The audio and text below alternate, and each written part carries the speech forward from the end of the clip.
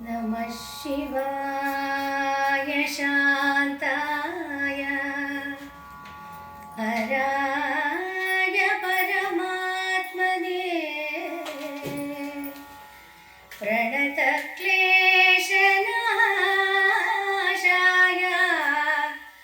योगिनां पतये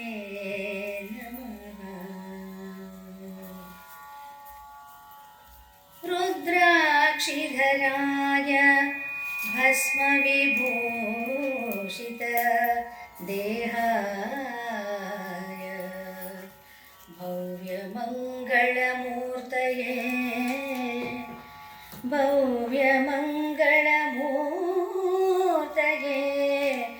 भद्रकाली प्रियाय श्रीवीरभद्राय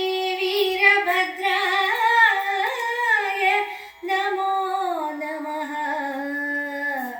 श्रीवीरभद्राय नमः।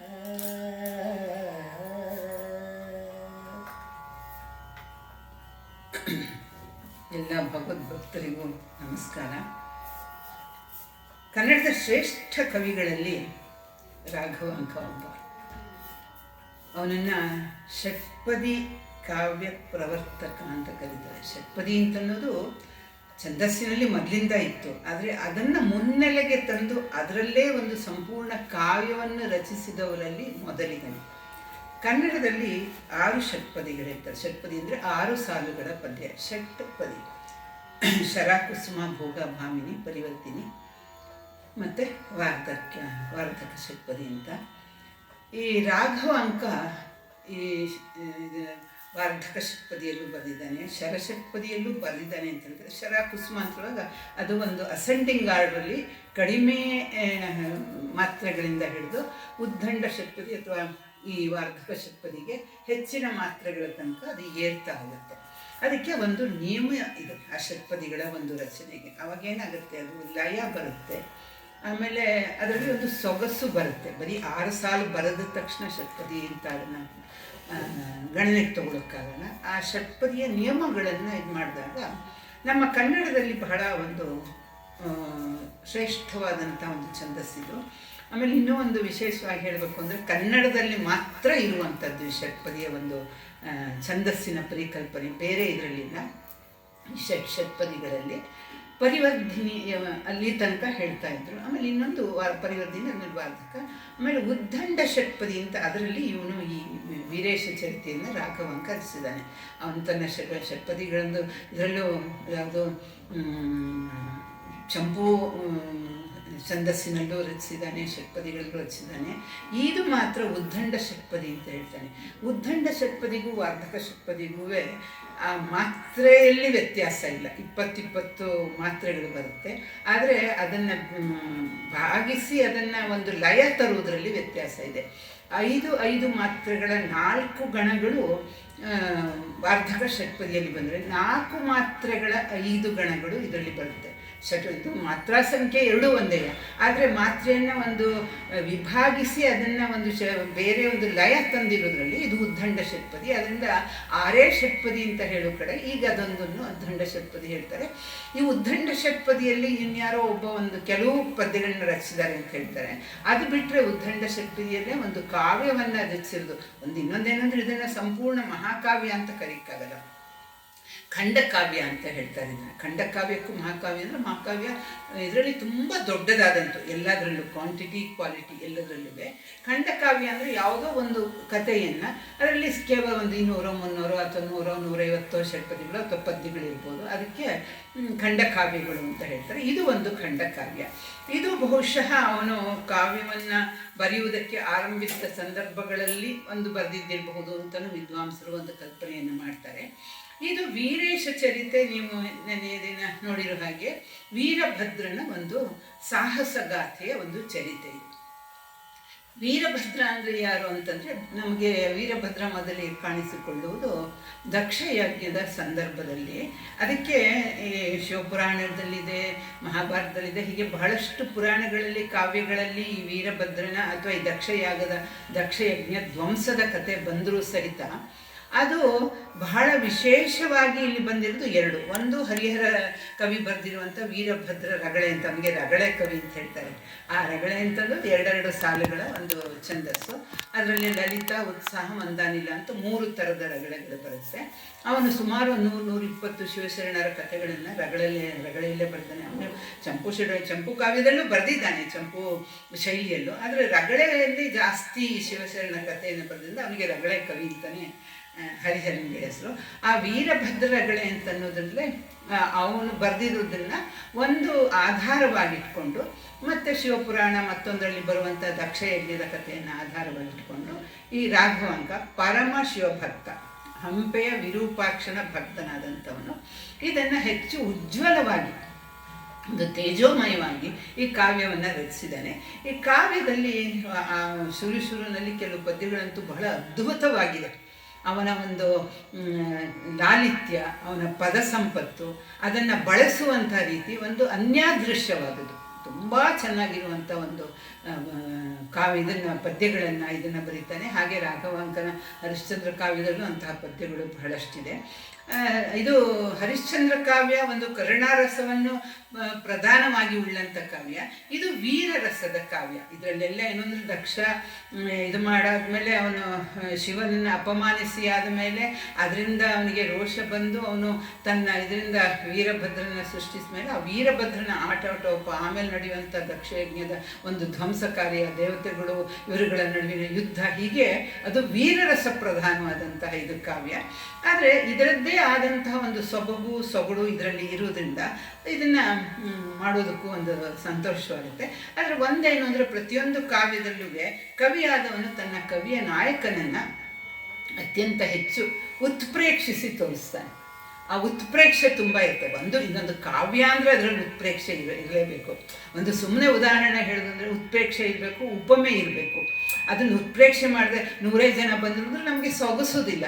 1,000,000 ಜನ ಬಂದರು, 2 ಲಕ್ಷ ಸೈನ್ಯ ಇತ್ತು, ಇವ್ರು ಬಂದರು ಅಂದಾಗ ಆ ಒಂದು ಅವರ ಒಂದು ಕಲ್ಪನೆಯ ಒಂದು ಆ ಎತ್ತರ ಇರುತ್ತಲ್ಲ, ಅದು ನಮಗೆ ಕಾವ್ಯವನ್ನು ಹೆಚ್ಚು ರಂಜನೀಯವಾಗಿ ಮಾಡುತ್ತೆ. ಆದರೆ ಉತ್ಪ್ರೇಕ್ಷೆ ಅನ್ನೋದು ಕೆಲವು ಕಡೆ ಅತ್ಯುತ್ಪ್ರೇಕ್ಷೆ ಆಗುತ್ತೆ. ಸಹಜವಾಗಿ ಒಂದು ಸಾಮಾನ್ಯದಕ್ಕೆ ಹತ್ತಿರ ಇಲ್ಲದೆ ಇರುವಂಥದ್ದು ಇರುತ್ತೆ. ಆ ಥರ ನಾವು ತೊರವೆ ರಾಮಾಯಣದಲ್ಲೂ ನೋಡ್ತೀವಿ, ಬೇರೆ ಕಡೆಗಳಲ್ಲೂ ನೋಡ್ತೀವಿ. ಏನಪ್ಪ ಹೀಗೆ ಅಂತ ನಮಗೆ ಅವ್ರಗಳಿಗೆ ಯೋಜನಾ ಅಂತನ್ನೋದು ಏನೂ ಅಲ್ಲ. 5 ಯೋಜನದ ದೇಹ, 10 ಯೋಜನ ಉದ್ದ, 10 ಯೋಜನೆ ಆಗಲ್ಲ ಅಂದರೆ 1 ಯೋಜನ ಅಂದರೆ ಸುಮಾರು 14 ಮೈಲಿಗಳು ಏನೋ ಬರುತ್ತೆ, 12-16 ಮೈಲಿ ಬರುತ್ತೆ. ರಾವಣ ಕುಂಭಕರ್ಣನಿಗೆ ಕಟ್ಟಿಸಿದಂಥ ಒಂದು ಅವನು ನಿದ್ದೆ ಮಾಡೋದು ಕಟ್ಟಿಸಿದಂಥ ಅರಮನೆ 2 ಯೋಜನ ಉದ್ದ, 1 ಯೋಜನೆ ಅಗಲ ಇತ್ತು ಅಂತ. ಹಾಗೆ ಹೇಳಲ್ಲ ಉತ್ಪ್ರೇಕ್ಷೆ. ವಾಲ್ಮೀಕಿ ರಾಮಾಯಣ ತಗೊಳ್ಳಿ, ವ್ಯಾಸರು ತಗೊಳ್ಳಿ, ಎಲ್ಲರಲ್ಲೂ ಆ ಒಂದು ಉತ್ಪ್ರೇಕ್ಷೆ ವಿಪರೀತವಾಗಿರುತ್ತೆ. ಅದು ಕಾವ್ಯ ಉತ್ಪ್ರೇಕ್ಷೆ ಇಲ್ಲದೆ ರಂಜನೀಯವಾಗುವುದಿಲ್ಲ. ಈ ವೀರೇಶ ಚರಿತೆಯಲ್ಲೂ ವೀರಭದ್ರ ಅಥವಾ ವೀರೇಶ ಅಂತ ಹೇಳ್ತಾರೆ. ಇದನ್ನು ಅವನು ಮೀಸಲು ಕವಿತೆ ಅಂತ ಕರ್ಕೋತಾನೆ ರಾಘವಾತ್ಮಕ. ಏನು ಇದು ಮೀಸಲು ಕವಿತೆ ಅಂದರೆ, ಇದು ಕೇವಲ ವೀರಭದ್ರನ ಒಂದು ಸಾಮರ್ಥ್ಯವನ್ನು, ಸಾಹಸವನ್ನು, ಅದನ್ನು ಇದರಲ್ಲಿ ಇನ್ಯಾವ ವಿಷಯಗಳು ಬರಲ್ಲ. ಆ ವೀರಭದ್ರನ ಸಾಹಸಗಾಥೆ, ಅವನ ವ್ಯಕ್ತಿತ್ವ, ಅದು ಅವನ ಸಾಹಸ, ಆಟಾಟೋಪ ಎಲ್ಲವೂ ಬರುತ್ತೆ. ಅದಕ್ಕೆ ಮೀಸಲಾದ ಕವಿತೆಯಾದ್ದರಿಂದ ಇದಕ್ಕೆ ಮೀಸಲು ಕವಿತೆ ಅಂತ ಅವನು ಒಂದು ಬ್ರಾಕೆಟಲ್ಲಿ ಕೊಟ್ಟಿದ್ದಾನೆ. ವೀರೇಶ ಚರಿತೆ ಅಂತ ಹೇಳಿ ಬ್ರಾಕೆಟಲ್ಲಿ ಮೀಸಲು ಕವಿತೆ ಅಂತ ಕೊಟ್ಟಿದ್ದಾನೆ. ಈಗ ನಿನ್ನೆಯವರೆಗೂ ದಕ್ಷಯಜ್ಞದ ಇದು ಒಂಚೂರು ನಾವು ಇದನ್ನು ಒಂಚೂರು ಹಿಂದಕ್ಕೆ ಹೋಗೋದಿದ್ರೆ ಯಾಕೆ ದಕ್ಷ ಯಜ್ಞವನ್ನು ಆರಂಭ ಮಾಡಿದ ಅಂತನ್ನೋದಕ್ಕೆ ಬೇರೆ ಬೇರೆ ಕಾವ್ಯಗಳಲ್ಲಿ ಬೇರೆ ಬೇರೆ ಥರ ಇದೆ. ದಕ್ಷನಿಗೆ ಒಂದು ಅಪಮಾನವಾಯಿತು ಶಿವನಿಂದ ಅನ್ನೋದು ಬಹಳ ಮುಖ್ಯವಾದದ್ದು. ಒಂದು ಕಡೆ ಏನು ಮಾಡ್ತಾರೆ, ದಕ್ಷ ಒಂದೊಂದೇ ಕಡೆಗೆ ಹೋಗ್ತಾ ಅಂತವನು ಪ್ರಜಾಪತಿಯ ಮಗ, ಬ್ರಹ್ಮನ ಮಗ, ಅದರಿಂದ ಅವನು ಪ್ರಜಾಪತಿ, ದಕ್ಷ ಪ್ರಜಾಪತಿ ಅಂತ ಹೇಳ್ತಾರೆ.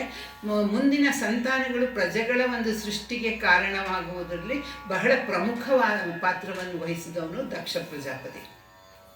ನಾನು ಬ್ರಹ್ಮನ ಮಗ ಅಂತ ಹೇಳಿ ಅವನಿಗೆ ಬಹಳ ಅಹಂಕಾರ ಇತ್ತು.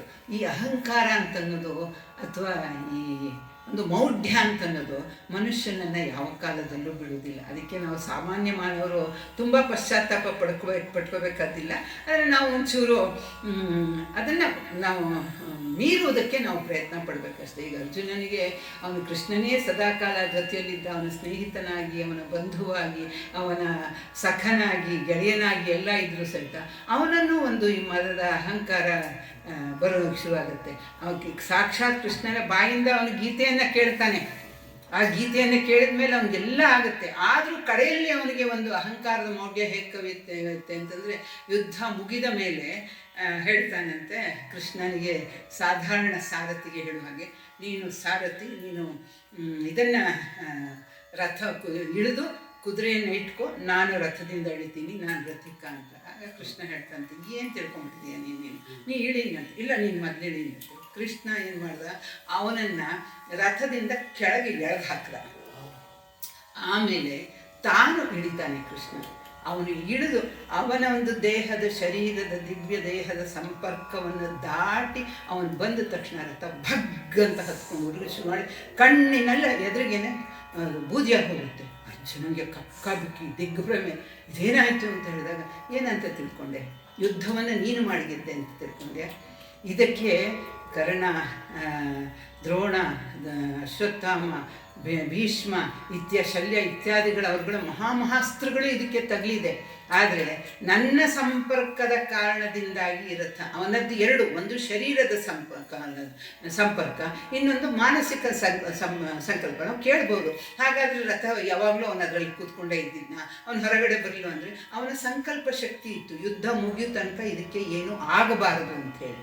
ಹಾಗಾಗಿ ಯುದ್ಧದ ಪರಿಸಮಾಪ್ತಿಯಾಗಿ ಇನ್ನು ಆ ರಥಕ್ಕೂ ರಥಿಕನಿಗೂ ಸಾರಥಿಗೂ ಕೆಲಸವಿಲ್ಲ ಅಂತಂದಾಗ ಅದರ ಒಂದು ಕೃಷ್ಣನ ಒಂದು ಮಹಿಮೆಯ ಪರಿಣಾಮ ಅದರಿಂದ ವಾಪಸ್ಸು ತಗೊಂಡ್ಮೇಲೆ ಅದು ಹತ್ತುರಿತು. ಒಂದು ಪಕ್ಷ ನೀನು ಹೇಳಿದಂತೆ ನಾನು ಇಳಿದಿದ್ರೆ ಏನಾಗ್ತಾ ಇತ್ತು. ಹೀಗೆ ಪ್ರತಿಯೊಬ್ಬರಿಗೂ ಅಷ್ಟೇ ಅಹಂಕಾರ ಅಂತಂದು ಇವನು ಸಾಕ್ಷಾತ್ ಬ್ರಹ್ಮನ ಮಗ. ಆದರೆ ಅವನಿಗೇನು ಇಡೀ ಜಗತ್ತು. ಅದು ಇನ್ನೊಂದು ಏನಾಗುತ್ತೆ ಅಂದರೆ, ಯಾವಾಗ ಎಲ್ಲರೂ ಉಘೆ ಉಘೆ ಉಘೆ ಅಂತಿರ್ತಾರೆ, ಮನುಷ್ಯನ ಅಹಂಕಾರಕ್ಕೆ ಅದು ಪುಗ್ಗ ಹೊಡೆದಂಗಾಗುತ್ತೆ, ಬಲೂನ್ ಉಬ್ಬಿಸ್ತಾಗಿ. ಹಾಗೆ ಬ್ರಹ್ಮಲೋಕಕ್ಕೆ ಹೋದ, ಅಲ್ಲಿ ಮರ್ಯಾದೆ ಸಿಕ್ತು, ವಿಷ್ಣುಲೋಕಕ್ಕೆ ಹೋದ, ಅಲ್ಲಿ ಮರ್ಯಾದೆ ಸಿಕ್ತು, ದೇವಲೋಕಕ್ಕೆ ಹೋದ, ಎಲ್ಲೆಲ್ಲಿ ಹೋದ್ರು ಅವನು ದಕ್ಷ ಬ್ರಹ್ಮ ಅಂತ ಹೇಳ್ಬಿಟ್ಟು ಇವನಿಗೆ ಮರ್ಯಾದೆ ಇದು ಅಂತ ಒಂದು ಕಡೆ ಇದು ನಾನು ಹೇಳಿದ ಪಾಠಾಂತರಗಳು ಹೇಳ್ತಾ ಇದ್ದೀನಿ.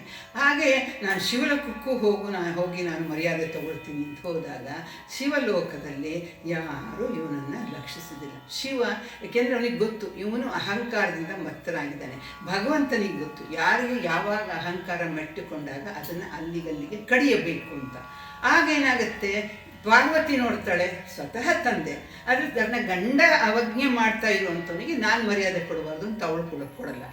ಆಮೇಲೆ ಶಿವಗಣಗಳೆಲ್ಲ ಇದ್ದವರೇನಾದ್ರು ನಮ್ಮ ಸ್ವಾಮಿನಿಯಾದ ಶಿವ ಪಾರ್ವತಿಯರೇ ಇದು ಮಾಡಿರುವಾಗ, ಅವಜ್ಞೆ ಮಾಡಿರುವಾಗ, ಉದಾಸೀನ ಮಾಡಿರುವಾಗ ಇವನಲ್ಲೇನೋ ಮಹತ್ತರವಾದ ದೋಷ ಇರ್ಬೋದು. ಅಂಥ ಮಹತ್ತರವಾದ ದೋಷ ಇರುವಂಥವನನ್ನು ನಾವು ಅವರ ಒಂದು ಇಚ್ಛೆಗೆ ವಿರುದ್ಧವಾಗಿ, ಅವರ ನಡೆಗೆ ವಿರುದ್ಧವಾಗಿ ನಾವು ಗೌರವಿಸೋದು ಸರಿಯಲ್ಲ ಅಂತ ಅವರು ಕೂತ್ಕೊಂಡು ಏನಾಗೋಯ್ತು ದಕ್ಷನಿಗೆ, ಯಾರೊಬ್ಬರು ಗೌರವ ಕೊಡಲಿಲ್ಲ. ಆಗ ಅವನಿಗೆ ಬಹಳ ಸಿಟ್ಟು ಬಂತು. ಇದು ಒಂದು ಕತೆ. ಆಮೇಲಿನ ಒಂದು ರಿಯಾಕ್ಷನ್ ಇದೆ. ಇನ್ನೊಂದು ಕಡೆ ಬ್ರಹ್ಮ ಬಂದು ಯಾರೋ ಒಂದಿಷ್ಟು ಜನ ಯಾಗ ಮಾಡ್ತಿರ್ತಾರೆ. ಆ ಯಾಗ ಮಾಡ್ತಾ ಇದ್ದಾಗ ಎಲ್ಲರೂ ಅಲ್ಲಿ ಬಂದಿದ್ದಾರೆ. ಬ್ರಹ್ಮನು ಬಂದಿದ್ದಾನೆ, ಶಿವನು ಇದ್ದಾನೆ, ಬೇರೆ ಬೇರೆ ಋಷಿಗಳು ಮತ್ತೊಬ್ಬರು ದೇವತೆಗಳು ಅಲ್ಲೇ ಇರ್ತಾರೆ. ಆಗ ದಕ್ಷ ಬ್ರಹ್ಮ ಟಿವಿಯಿಂದ ಠೆಂಕಾರದಿಂದ ಒಳಗೆ ಬರ್ತಾನೆ. ಒಳಗೆ ಬಂದಾಗ ಬ್ರಹ್ಮ ತಂದೆ ಆದವನು ಎದ್ದು ಮಗನಿಗೆ ಗೌರವ ಕೊಡಬೇಕಾಗಿಲ್ಲ. ಇನ್ನು ದೇವತೆಗಳು ಮತ್ತೊಬ್ಬರು ಪ್ರತಿಯೊಬ್ಬರು ಎದ್ದು ಗೌರವಿಸ್ತಾರೆ, ಉಪಚಾರ ಮಾಡ್ತಾರೆ. ಶಿವ ತನ್ನ ಜಾಗದಿಂದ ಹೇಳುವುದಿಲ್ಲ. ಪಾಠಾಂತರಗಳನ್ನ ಹೇಳ್ತಾರೆ. ಆಗ ನಿನಗೆ ಸಿಟ್ಟುವಂತ, ಇವನು ಯಾವ, ನೀವು ಬುದಿ ಬಡ್ಕ, ಸ್ಮಶಾನವಾಸಿ, ಅನಾಗರಿಕ, ಏನಿದೆ ಇವನ ಹತ್ರ? ಏನೋ ಬ್ರಹ್ಮ ಹೇಳಿದ್ನಲ್ಲ, ನಾನು ನನ್ನ ಮಗಳನ್ನು ಕೊಟ್ಟೆ, ಇವನು ನನಗೆ ಗೌರವ ಕೊಡಲಿಲ್ವಲ್ಲ ಅಂತ ಹೇಳಿ ಅವನಿಗೆ ತುಂಬ ಸಿಟ್ಟು ಬಂದು, ಆವಾಗ ಕೆಲವರು ಹೇಳ್ತಾರೆ, ಇಲ್ಲ ಶಿವ ಅಂದ್ರೇನು, ಶಿವ ಅನ್ನೋ ಪದದ ಅರ್ಥವೇ ಮಂಗಳಕರ ಅಂತ. ಶಿವ ಇರೋ ಕಡೆ ಅಮಂಗಳವಿಲ್ಲ. ಆ ಅಮಂಗಳವಿಲ್ಲದೆ ಇರುವಾಗ ಅವನೇ ಮಂಗಳಕರನಾದ್ರಿಂದ, ಎಲ್ಲ ಮಂಗಳಕ್ಕೂ ಸ್ವರೂಪ ಅವನೇ ಸಾಕ್ಷಾತ್ ಸ್ವರೂಪನಾದ್ರಿಂದ ನೀನು ಏನು ಮಾಡಿದೆ? ಅವನಲ್ಲಿ ನೀನು ಕೊಟ್ಟೆ ನಿಜ, ನಿನ್ನ ಪುಣ್ಯ ಅವನು ನಿನ್ನ ಅಳಿಯನಾಗಿ ಮಾಡಿಕೊಂಡೆ. ಅವನ ಬಾಹ್ಯ ಸ್ವರೂಪವನ್ನು ನೋಡಬೇಡ. ಅಂತರದಲ್ಲಿ ಅವನು ತ್ರಿಲೋಕಾಧಿಪತಿಗಳಲ್ಲಿ ಇದು ತ್ರಿಲೋಕಾಧಿಪತಿ. ಅವನು ಇಡೀ ಬ್ರಹ್ಮಾಂಡವನ್ನು ತನ್ನ ಉದರದಲ್ಲಿ ಧರಿಸಿರುವವನು. ಅವನ ಹೊರಗಿನ ವೇಷ ಅದು ಕೇವಲ ನಾಟಕೀಯವಾದದ್ದು, ಆಮೇಲೆ ಸಾಂಕೇತಿಕವಾದದ್ದು.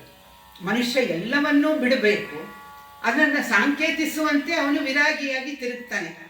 ಅಷ್ಟಕ್ಕೆ ನೀನು ಇದು ಮಾಡಿ ನೀನು ಕೇವಲ ಅಳಿಯ ಅವನು ನನಗೆ ಕೊಡಬೇಕಾಗಿತ್ತು ಅಂತ ಹೇಳ್ತೀಯ ಅಂತ ಯಾರು ಹೇಳಿದ್ರು ಕೇಳಲ್ಲ. ಆ ರೋಷ ಅವನಲ್ಲಿ ಭುಗಿಲ್ ಅಂತ ಅವನಿಗೆ ಎದ್ದು ಬಿಡುತ್ತೆ. ಎದ್ದು ಬಿಟ್ಟು ಅವನು ನನ್ನನ್ನು ಅವಮಾನ ಮಾಡಿದ. ಇದು ಸುಮಾರು ಸಾಧಾರಣವಾಗಿ ಒಂದು ಕಾಮನ್ ಆಗಿರುವಂಥ ಕತೆ ಎಲ್ಲ ಕಡೆಗಳಲ್ಲಿ. ಆದ್ದರಿಂದ ಅವನಿಗೆ ನಾನು ಅವಮಾನ ಮಾಡ್ತೀನಿ.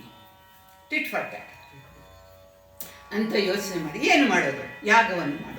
ಯಾಕೆಂದರೆ ಯಾಗದಲ್ಲಿ 3 ಥರ ಯಾಗ ಯಜ್ಞಕ್ಕೆ, ಅದು ಯಾಗ ಯಜ್ಞ ಮತ್ತು ಧರ್ಮ ಎರಡೂ ಬಹಳ ಒಂದು ತಪ್ಪು ಕಲ್ಪನೆಗೆ ಒಳಗಾಗಿರುವಂತಹ ಇದು. ಯಜ್ಞ ಅಂತ ಅನ್ನೋದಕ್ಕೆ ಪೂಜೆ ಅಂತ ಆಗ್ತಾ ಇದೆ, ಅರ್ಚನೆ ಅಂತ ಆಗ್ತಾ ಇದೆ. ಆ ಯಜ್ಞ ಅಂದ ತಕ್ಷಣ ನಾವು ಇದು ಮಾಡಿಬಿಟ್ಟು ಬೆಂಕಿಯಲ್ಲಿ ಅಗ್ನಿಯಲ್ಲಿ ತುಪ್ಪವನ್ನು ಹಾಕೋದು ಅಥವಾ ಆ ಹವಿಸನ್ನು ಹಾಕೋದು ಅಂತ ಅಷ್ಟೇ ಅಲ್ಲ. ಯಜ್ಞ ಅನ್ನೋದಕ್ಕೆ ಅರ್ಚನೆ ಪೂಜೆ ಅಂತಿದೆ. ಅದಕ್ಕೆ ನಾವು ಭೋಜನ ಯಜ್ಞ ಅಂತ ಕರಿತೀವಿ. ನಮ್ಮಲ್ಲಿ ಪ್ರತಿಯೊಂದನ್ನು ಬಹಳ ಒಂದು ಗೌರವಪೂರ್ಣವಾಗಿ ಒಂದು ಪೂಜೆಯ ಥರ ಇದು ಮಾಡ್ತಾರೆ. ಊಟ ಅಂತ ಅನ್ನೋದು ಏನು, ಊಟ ಅಲ್ಲ, ಅದು ಭೋಜನ ಯಜ್ಞ.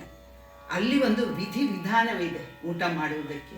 ಪ್ರತಿಯೊಂದನ್ನು ಪವಿತ್ರವಾಗಿಕೊಂಡು ಪ್ರತಿಯೊಂದು ದೇವರ ಪ್ರಸಾದ ಅಂತ ತಗೊಂಡು ಸೇವಿಸುವಾಗ ಅದು ಭೋಜನ ಯಜ್ಞ. ಹಾಗೆ ಪ್ರತಿಯೊಂದು ಯಜ್ಞ, ವಿದ್ಯೆಯನ್ನು ಕಲಿಯುವುದು ಒಂದು ಯಜ್ಞ, ಪೂಜೆಯನ್ನು ಮಾಡುವುದು ಒಂದು ಯಜ್ಞ, ಆಮೇಲೆ ಕೃಷಿಯನ್ನು ಮಾಡುವುದು ಒಂದು ಯಜ್ಞ. ಹಾಗೆ ಪ್ರತಿಯೊಂದರಲ್ಲೂ ಭಗವಂತನ ಅಂಶವಿದೆ. ಪ್ರತಿಯೊಂದು ನಾವು ಮಾಡುವುದೆಲ್ಲ ಭಗವದ್ ಆರಾಧನೆ.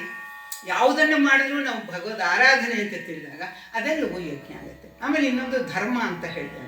ಆ ಧರ್ಮವೂ ಅಷ್ಟೇ. ಧರ್ಮ ಅಂದರೆ ನಾವು ಹಿಂದೂ ಧರ್ಮ, ಮುಸ್ಲಿಂ ಧರ್ಮ, ಕ್ರಿಶ್ಚಿಯನ್ ಧರ್ಮ ಈ ಥರ ತಗೊಳ್ತೀವಿ. ಆದರೆ ಧರ್ಮ ಅನ್ನೋದಕ್ಕೆ ಒಂದು ಕರ್ತವ್ಯ ಮುಖ್ಯವಾಗಿ. ಆಮೇಲೆ ಯಾವುದು ಧರಿಸುವುದು ಅದು ಧಾರಣಾ ತಿಥಿ ಧರ್ಮ ಅಂತ ಹೇಳ್ತಾರೆ. ಅಂದರೆ ಪ್ರಪಂಚವನ್ನೆಲ್ಲ ನಿಲ್ಲಿಸಿಕೊಂಡಿರೋದು. ಈಗ ಧರ್ಮ ಅದಕ್ಕೆ ನನ್ನ ಧರ್ಮ ನನ್ನ ಪಾತ್ರದಂತೆ ಬೇರೆ ಆಗುತ್ತೆ. ನಾನು ಒಬ್ಬ ಶಿಕ್ಷಕಿಯಾಗಿರುವಾಗ ಮಕ್ಕಳಿಗೆ ನಿರ್ವಂಚನೆಯಿಂದ ಕಲಿಸಬೇಕಾದ್ದು ನನ್ನ ಧರ್ಮ, ಅದು ಶಿಕ್ಷಕಿಯ ಧರ್ಮ. ಮನೆಯಲ್ಲಿ ಒಪ್ಪತ್ನಿಯಾಗಿ ಪತಿಯ ಜೊತೆ ಅನ್ಯೋನ್ಯವಾಗಿರೋದು ನನ್ನ ಧರ್ಮ. ಮಕ್ಕಳ ಜೊತೆ ಒಬ್ಬ ತಾಯಿಯಾಗಿ ವ್ಯವಹರಿಸೋದು ನನ್ನ ಧರ್ಮ. ಅತ್ತೆಯ ಜೊತೆ, ಅತ್ತೆ ಮಾವಂದಿರ ಜೊತೆ ಹೀಗೆ ನಮ್ಮ ಪಾತ್ರಕ್ಕೆ ಅನುಸಾರವಾಗಿ ನಮ್ಮ ಧರ್ಮ ಬೇರೆ ಆಗುತ್ತೆ. ಅದು ಹೇಳ್ತಲ್ಲ, ಇವೆರಡೂ ಪದಗಳು ಯಾಗ ಯಜ್ಞ ಮತ್ತು ಧರ್ಮ ಬಹಳ ಒಂದು ತಪ್ಪು ಕಲ್ಪನೆಗೆ, ಆಮೇಲೆ ಒಂದು ಸೀಮಿತ ಅರ್ಥದ ಒಂದು ಚಾನಲ್ನಲ್ಲಿ ಹೋಗುವಂಥದ್ದು.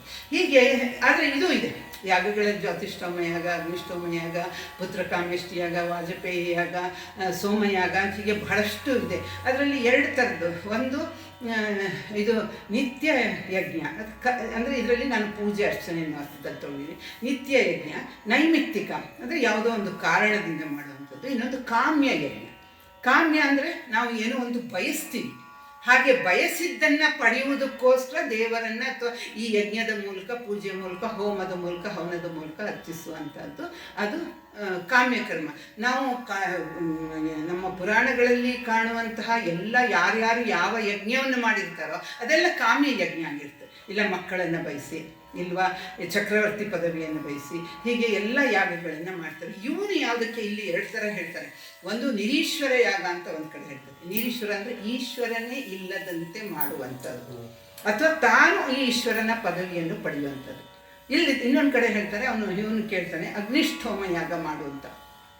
ಪ್ರತಿಯೊಂದು ಯಾಗಕ್ಕೂ ಆ ಯಜ್ಞ ದೇವತೆ ಬೇರೆ, ಆಮೇಲೆ ಪರಿಕರಗಳು ಬೇರೆ, ಆ ವೇದೋಕ್ತವಾದ ಮಂತ್ರಗಳು ಬೇರೆ, ಆಮೇಲೆ ಇಷ್ಟು ಜನ ಹೋತರು ಅಂತ ಹೇಳ್ತಾರೆ, ಇದು ಅಂತ ಏನೇನೋ ಹೇಳ್ತಾರೆ. ಒಂದು 14 ಜನ ಪುರೋಹಿತರು ಅಂತ ಒಬ್ಬರೊಬ್ಬರಿಗೆ ಒಂದೊಂದು ಹೆಸರು, ಅವ್ರು ಇಂತಿಂಥ ಕರ್ಮಗಳು ಮಾಡಬೇಕು ಅಂತಿರುತ್ತೆ. ಆಮೇಲೆ ದೇವತೆಗಳನ್ನು ಪ್ರೀತಿಗೊಳಿಸುವುದಕ್ಕೋಸ್ಕರ ಅವರಿಗೆ, ಯಾಕೆಂದರೆ ದೇವತೆಗಳು ಸಂಪ್ರೀತರಾದರೆ ನಮ್ಮ ಮಳೆ ಬೆಳೆ ಮತ್ತೊಂದು ಎಲ್ಲ ಸರಿ ಯಾಗ ಆಗುತ್ತೆ ಅನ್ನೋದು ನಮ್ಮ ಯಾವತ್ತಿನ ಒಂದು ಕಲ್ಪನೆ.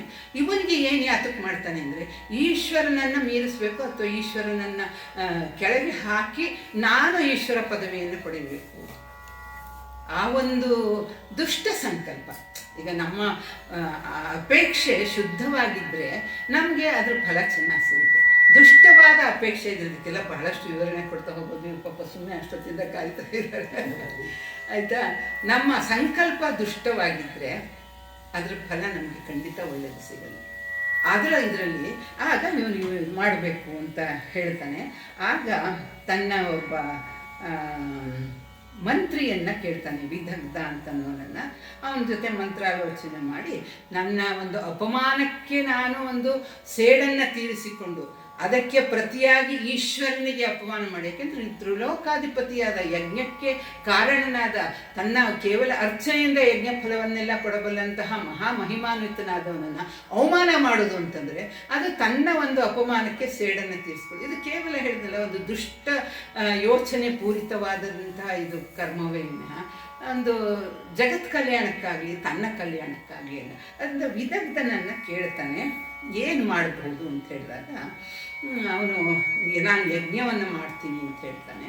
ಇಲ್ಲ, ಅದರಿಂದ ನೀನು ಬೇಕಾದ್ದನ್ನು ಪಡೆಯೋಕ್ಕಾಗಲ್ಲ ಅಂದಾಗ ಇವ್ರ ನಡುವಿನ ಸಂಭಾಷಣೆ ಚೆನ್ನಾಗಿದೆ.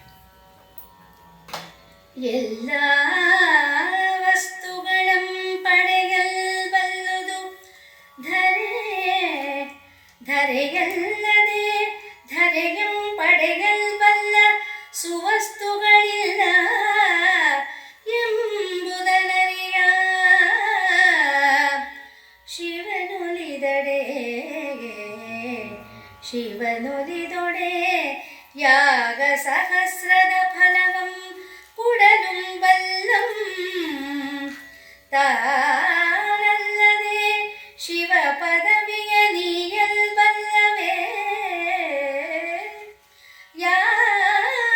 ಯಾಗಂಗಳದು ಅದೇಕೆ ಎಲ್ಲಿಯೂ ಸಲ್ಲದ ಹೊಲ್ಲದ ಕಾರ್ಯವನು ಉದ್ಯೋಗಿಸಿದ ಬೇಗೆಂದೊಡೆ ಮುನಿದು ಇಂತೆಂದಂ ಖಳನು. ಮನುಷ್ಯ ತನಗೆ ಕೊಟ್ಟದ್ದಷ್ಟರಿಂದ ಯಾವತ್ತೂ ಎಲ್ಲೂ ತೃಪ್ತಿಯಾಗುವುದಿಲ್ಲ. ಅವನಿಗೆ ಅದೇನು ಹೇಳಿದ್ರೆ, ಇಷ್ಟು ದೊರಕಿದರೆ ಅಷ್ಟು ಬೇಕೆಂಬ ಆಸೆ, ಅಷ್ಟು ದೊರಕಿದರೆ ಮತ್ತಷ್ಟರ ಆಸೆ, ಕಷ್ಟ ಬೇಡೆಂಬ ಆಸೆ, ಕಡು ಸುಖವ ಕಾಂಬ ಆಸೆ, ನಷ್ಟ ಜೀವನದ ಆಸೆ ಪುರಂದರ ವಿಠಲ ಅಂತ ಹೇಳ್ತಾರೆ. ಅಲ್ಲಿಗೆ ನಾವು ಏನೋ ಒಂದು ಸದ್ಯದ ಒಂದು ಕಷ್ಟದ ಪರಿಸ್ಥಿತಿಯಿಂದ ಪಾರಾಗೋದಕ್ಕೋಸ್ಕರ ದೇವ್ರ ಹತ್ರ ಹೋಗಿ ಇದನ್ನು ಪಾರು ಮಾಡಿಬಿಡಪ್ಪ ಅಂತೀವಿ. ಅದು ಪಾರು ಮಾಡಾದ್ಮೇಲೆ ಇನ್ನೊಂದು ಆಸೆ ಹುಟ್ಟುತ್ತೆ, ಮತ್ತೊಂದು ಆಸೆ ಹುಟ್ಟುತ್ತೆ. ನಮ್ಮ ಎಲ್ಲ ಆಸೆಗಳು ಪೂರೈಸಿ ನನಗಿನ್ಗೇನು ಬೇಡ ಅಂಥೇಳಿ ಕೇವಲ ಭಗವಂತನಿಗೋಸ್ಕರ ಮಾತ್ರ ಭಗವಂತನನ್ನು ಭಜಿಸುವವರು ಎಷ್ಟು ಜನ ಇದ್ದೀವಿ. ದೇವಸ್ಥಾನದ ಮುಂದೆ ದೇವ್ರ ಮುಂದೆ ಹೋದ ತಕ್ಷಣ ಇಲ್ಲ ಏನೋ ಒಂದಿಷ್ಟುದ ಪಟ್ಟಿ ಇದ್ದೇ ಇರುತ್ತೆ ನನಗೆ, ಆಯುಸ್ಸು ಆರೋಗ್ಯ ಐಶ್ವರ್ಯ ಅಥವಾ ಮಗಳಿಗೆ ಮದುವೆ ಮಗನಿಗೆ ಮದುವೆ ಅಥವಾ ಸಂತಾನ ಅಥವಾ ಅಂತೊಂದು ಇದ್ದೇ ಇರುತ್ತೆ ತಾನೆ, ಆ ಮುಗಿಯುವುದೇ ಇಲ್ಲ. ಆದ್ದರಿಂದ ಈ ಒಂದು ಮನುಷ್ಯ ಸ್ವಭಾವ, ಅವನು ದಕ್ಷ ಬ್ರಹ್ಮನಾದರೂ ಸಹಿತ ಅವನಿಗೆ ಒಳಗಿನ ಒಂದು ಕ್ರೋಧ ಒಂದು ಮದ ಎರಡು ಮದ ಸೇರಿದರೆ ಕ್ರೋಧ. ಅದಕ್ಕೆ ಹೇಳಿದ್ರೆ ಕಾಮಾತ್ ಕ್ರೋಧ ಸಂಜಾಯತೆ ಕ್ರೋಧಾತ್ ಭವತಿ ಸಮೋಹ ಸಮೋಹ ಸ್ಮೃತಿ ಬ್ರಹ್ಮ ಸ್ಮೃತಿ ಭ್ರಂಶ ಬುದ್ಧಿನಾಶ ಬುದ್ಧಿನಾಶ ಪ್ರಣಸ್ಮೃತಿ ಅಂತ ಒಂದು ಸತಿ ಹೇಳ್ತಾನೆ. ಕಾಮದಿಂದ ಕ್ರೋಧ, ಕ್ರೋಧದಿಂದ ಹೀಗೆ ಒಂದಕ್ಕೆ ಒಂದು ಅದು ಚೈನ ಥರ ರಕ್ಷಣೆ ಆಗಿ ಕಡೆಗೆ ಸರ್ವನಾಶಕ್ಕೆ ಕಾರಣವಾಗುತ್ತೆ. ಇವನಿಗೆ ಏನು ಮಾಡಿದರೂ ಶಿವನಿಂದ ತನಗಾದ ಅಪಮಾನವನ್ನು ಮರೆಯೋದಕ್ಕಾಗಲ್ಲ. ಒಂದು ಕ್ಷಣವಾದರೂ ಶಿವನಲ್ಲಿ ನಾನು ಪ್ರಜಾಪತಿಯ ಮಗ, ಶಿವ ಸಾಕ್ಷಾತ್ ಮೂರು ಲೋಕದ ಒಡೆಯ ಅನ್ನುವಂತಹ ವಿವೇಚನೆ ಹೊರಟೋದ್ರಿಂದ ಏನಾದರೂ ಮಾಡಿ ಶಿವನನ್ನು ನಾನು ಸೋಲಿಸಬೇಕು. ಯಾವ ಥರದಲ್ಲಿ? ಸ್ಥಾನಮಾನದಲ್ಲಿ. ಆಮೇಲೆ ಅಪಮಾನಿಸಬೇಕು. ಶಿವ ತನಗೆ ಎಂಥ ಅಪಮಾನ ಆಯಿತು, ಅದರ 10 ಪಟ್ಟು ಅಪಮಾನವನ್ನು ಮಾಡಬೇಕು ಅಂತಲೇ ಅವನು ಯಾಗವನ್ನು ಇದು ಮಾಡುವಾಗ ವಿದಗ್ಧನ್ ಕೇಳಿದಾಗ ಅವನು ಯಾಗವನ್ನು ಮಾಡ್ತೀನಿ ಅಂತ ಹೇಳ್ತಾನೆ. ಆಗ ಅವನು ಎಷ್ಟು ಚೆನ್ನಾಗಿ ಹೇಳ್ತಾನೆ, ಎಲ್ಲ ವಸ್ತುಗಳನ್ನು ಪಡೆಯಲ್ಬಲ್ಲದು ಧರೆಯಲ್ಲದೆ ಧರೆಯಂ ಪಡೆಯಲ್ಬಲ್ಲವೇ ವಸ್ತುಗಳು. ಈಗ ಭೂಮಿಯಲ್ಲಿ ಖನಿಜಗಳಿವೆ, ಗಿಡಮರಗಳಿವೆ, ಸಸ್ಯ ಇದೆ, ಜಲರಾಶಿ ಇದೆ, ಇವೆಲ್ಲವೂ ಭೂಮಿಯನ್ನು ಕೊಡುತ್ತೆ. ಆದರೆ ಅವೆಲ್ಲವನ್ನೂ ಸೇರಿಸಿದ್ರೆ ನಾವು ಭೂಮಿಯನ್ನು ಪಡೆಯೋದಕ್ಕೆ ಸಾಧ್ಯವಿಲ್ಲ. ಭೂಮಿಯಿಂದ ಇವೆಲ್ಲವೂ ಸಿಗುತ್ತೆ, ಆದರೆ ಅವೆಲ್ಲದರಿಂದ ನಮಗೆ ಭೂಮಿ ಸಿಗುವುದಕ್ಕೆ ಸಾಧ್ಯವಿಲ್ಲ. ಹಾಗೆ ಶಿವನೊಲಿದೊಡೆ ಯಾಗ ಸಹಸ್ರದ ಫಲವನ್ನು ಕೊಡಲು, ಅವನಿಗೆ ಪರಮೇಶ್ವರ ಸಂತೃಪ್ತನಾದರೆ ಅವನನ್ನು ನಾವು ಕಾಯ ವಾಚ ಮನಸ್ಸ ಅವನನ್ನು ಅರ್ಚಿಸ್ಬಿಟ್ಟು ಅದರಲ್ಲಿ ಯಾವ ಒಂದು ಸ್ವಾರ್ಥದ ಅಪೇಕ್ಷೆ ಇಲ್ಲದೆ ನಾವು ಅವನನ್ನು ಅರ್ಚಿಸಿ ಅವನನ್ನು ಒಲಿಸಿದ್ರೆ ಸಹಸ್ರ ಯಾಗದ ಫಲ ನಮಗೆ ಸಿಗುತ್ತೆ. ಆದರೆ ಸಹಸ್ರ ಯಾಗವನ್ನು ಮಾಡಿ ಶಿವನನ್ನು ನಾವು ಸೃಷ್ಟಿಸುವುದಕ್ಕೆ ಸಾಧ್ಯ.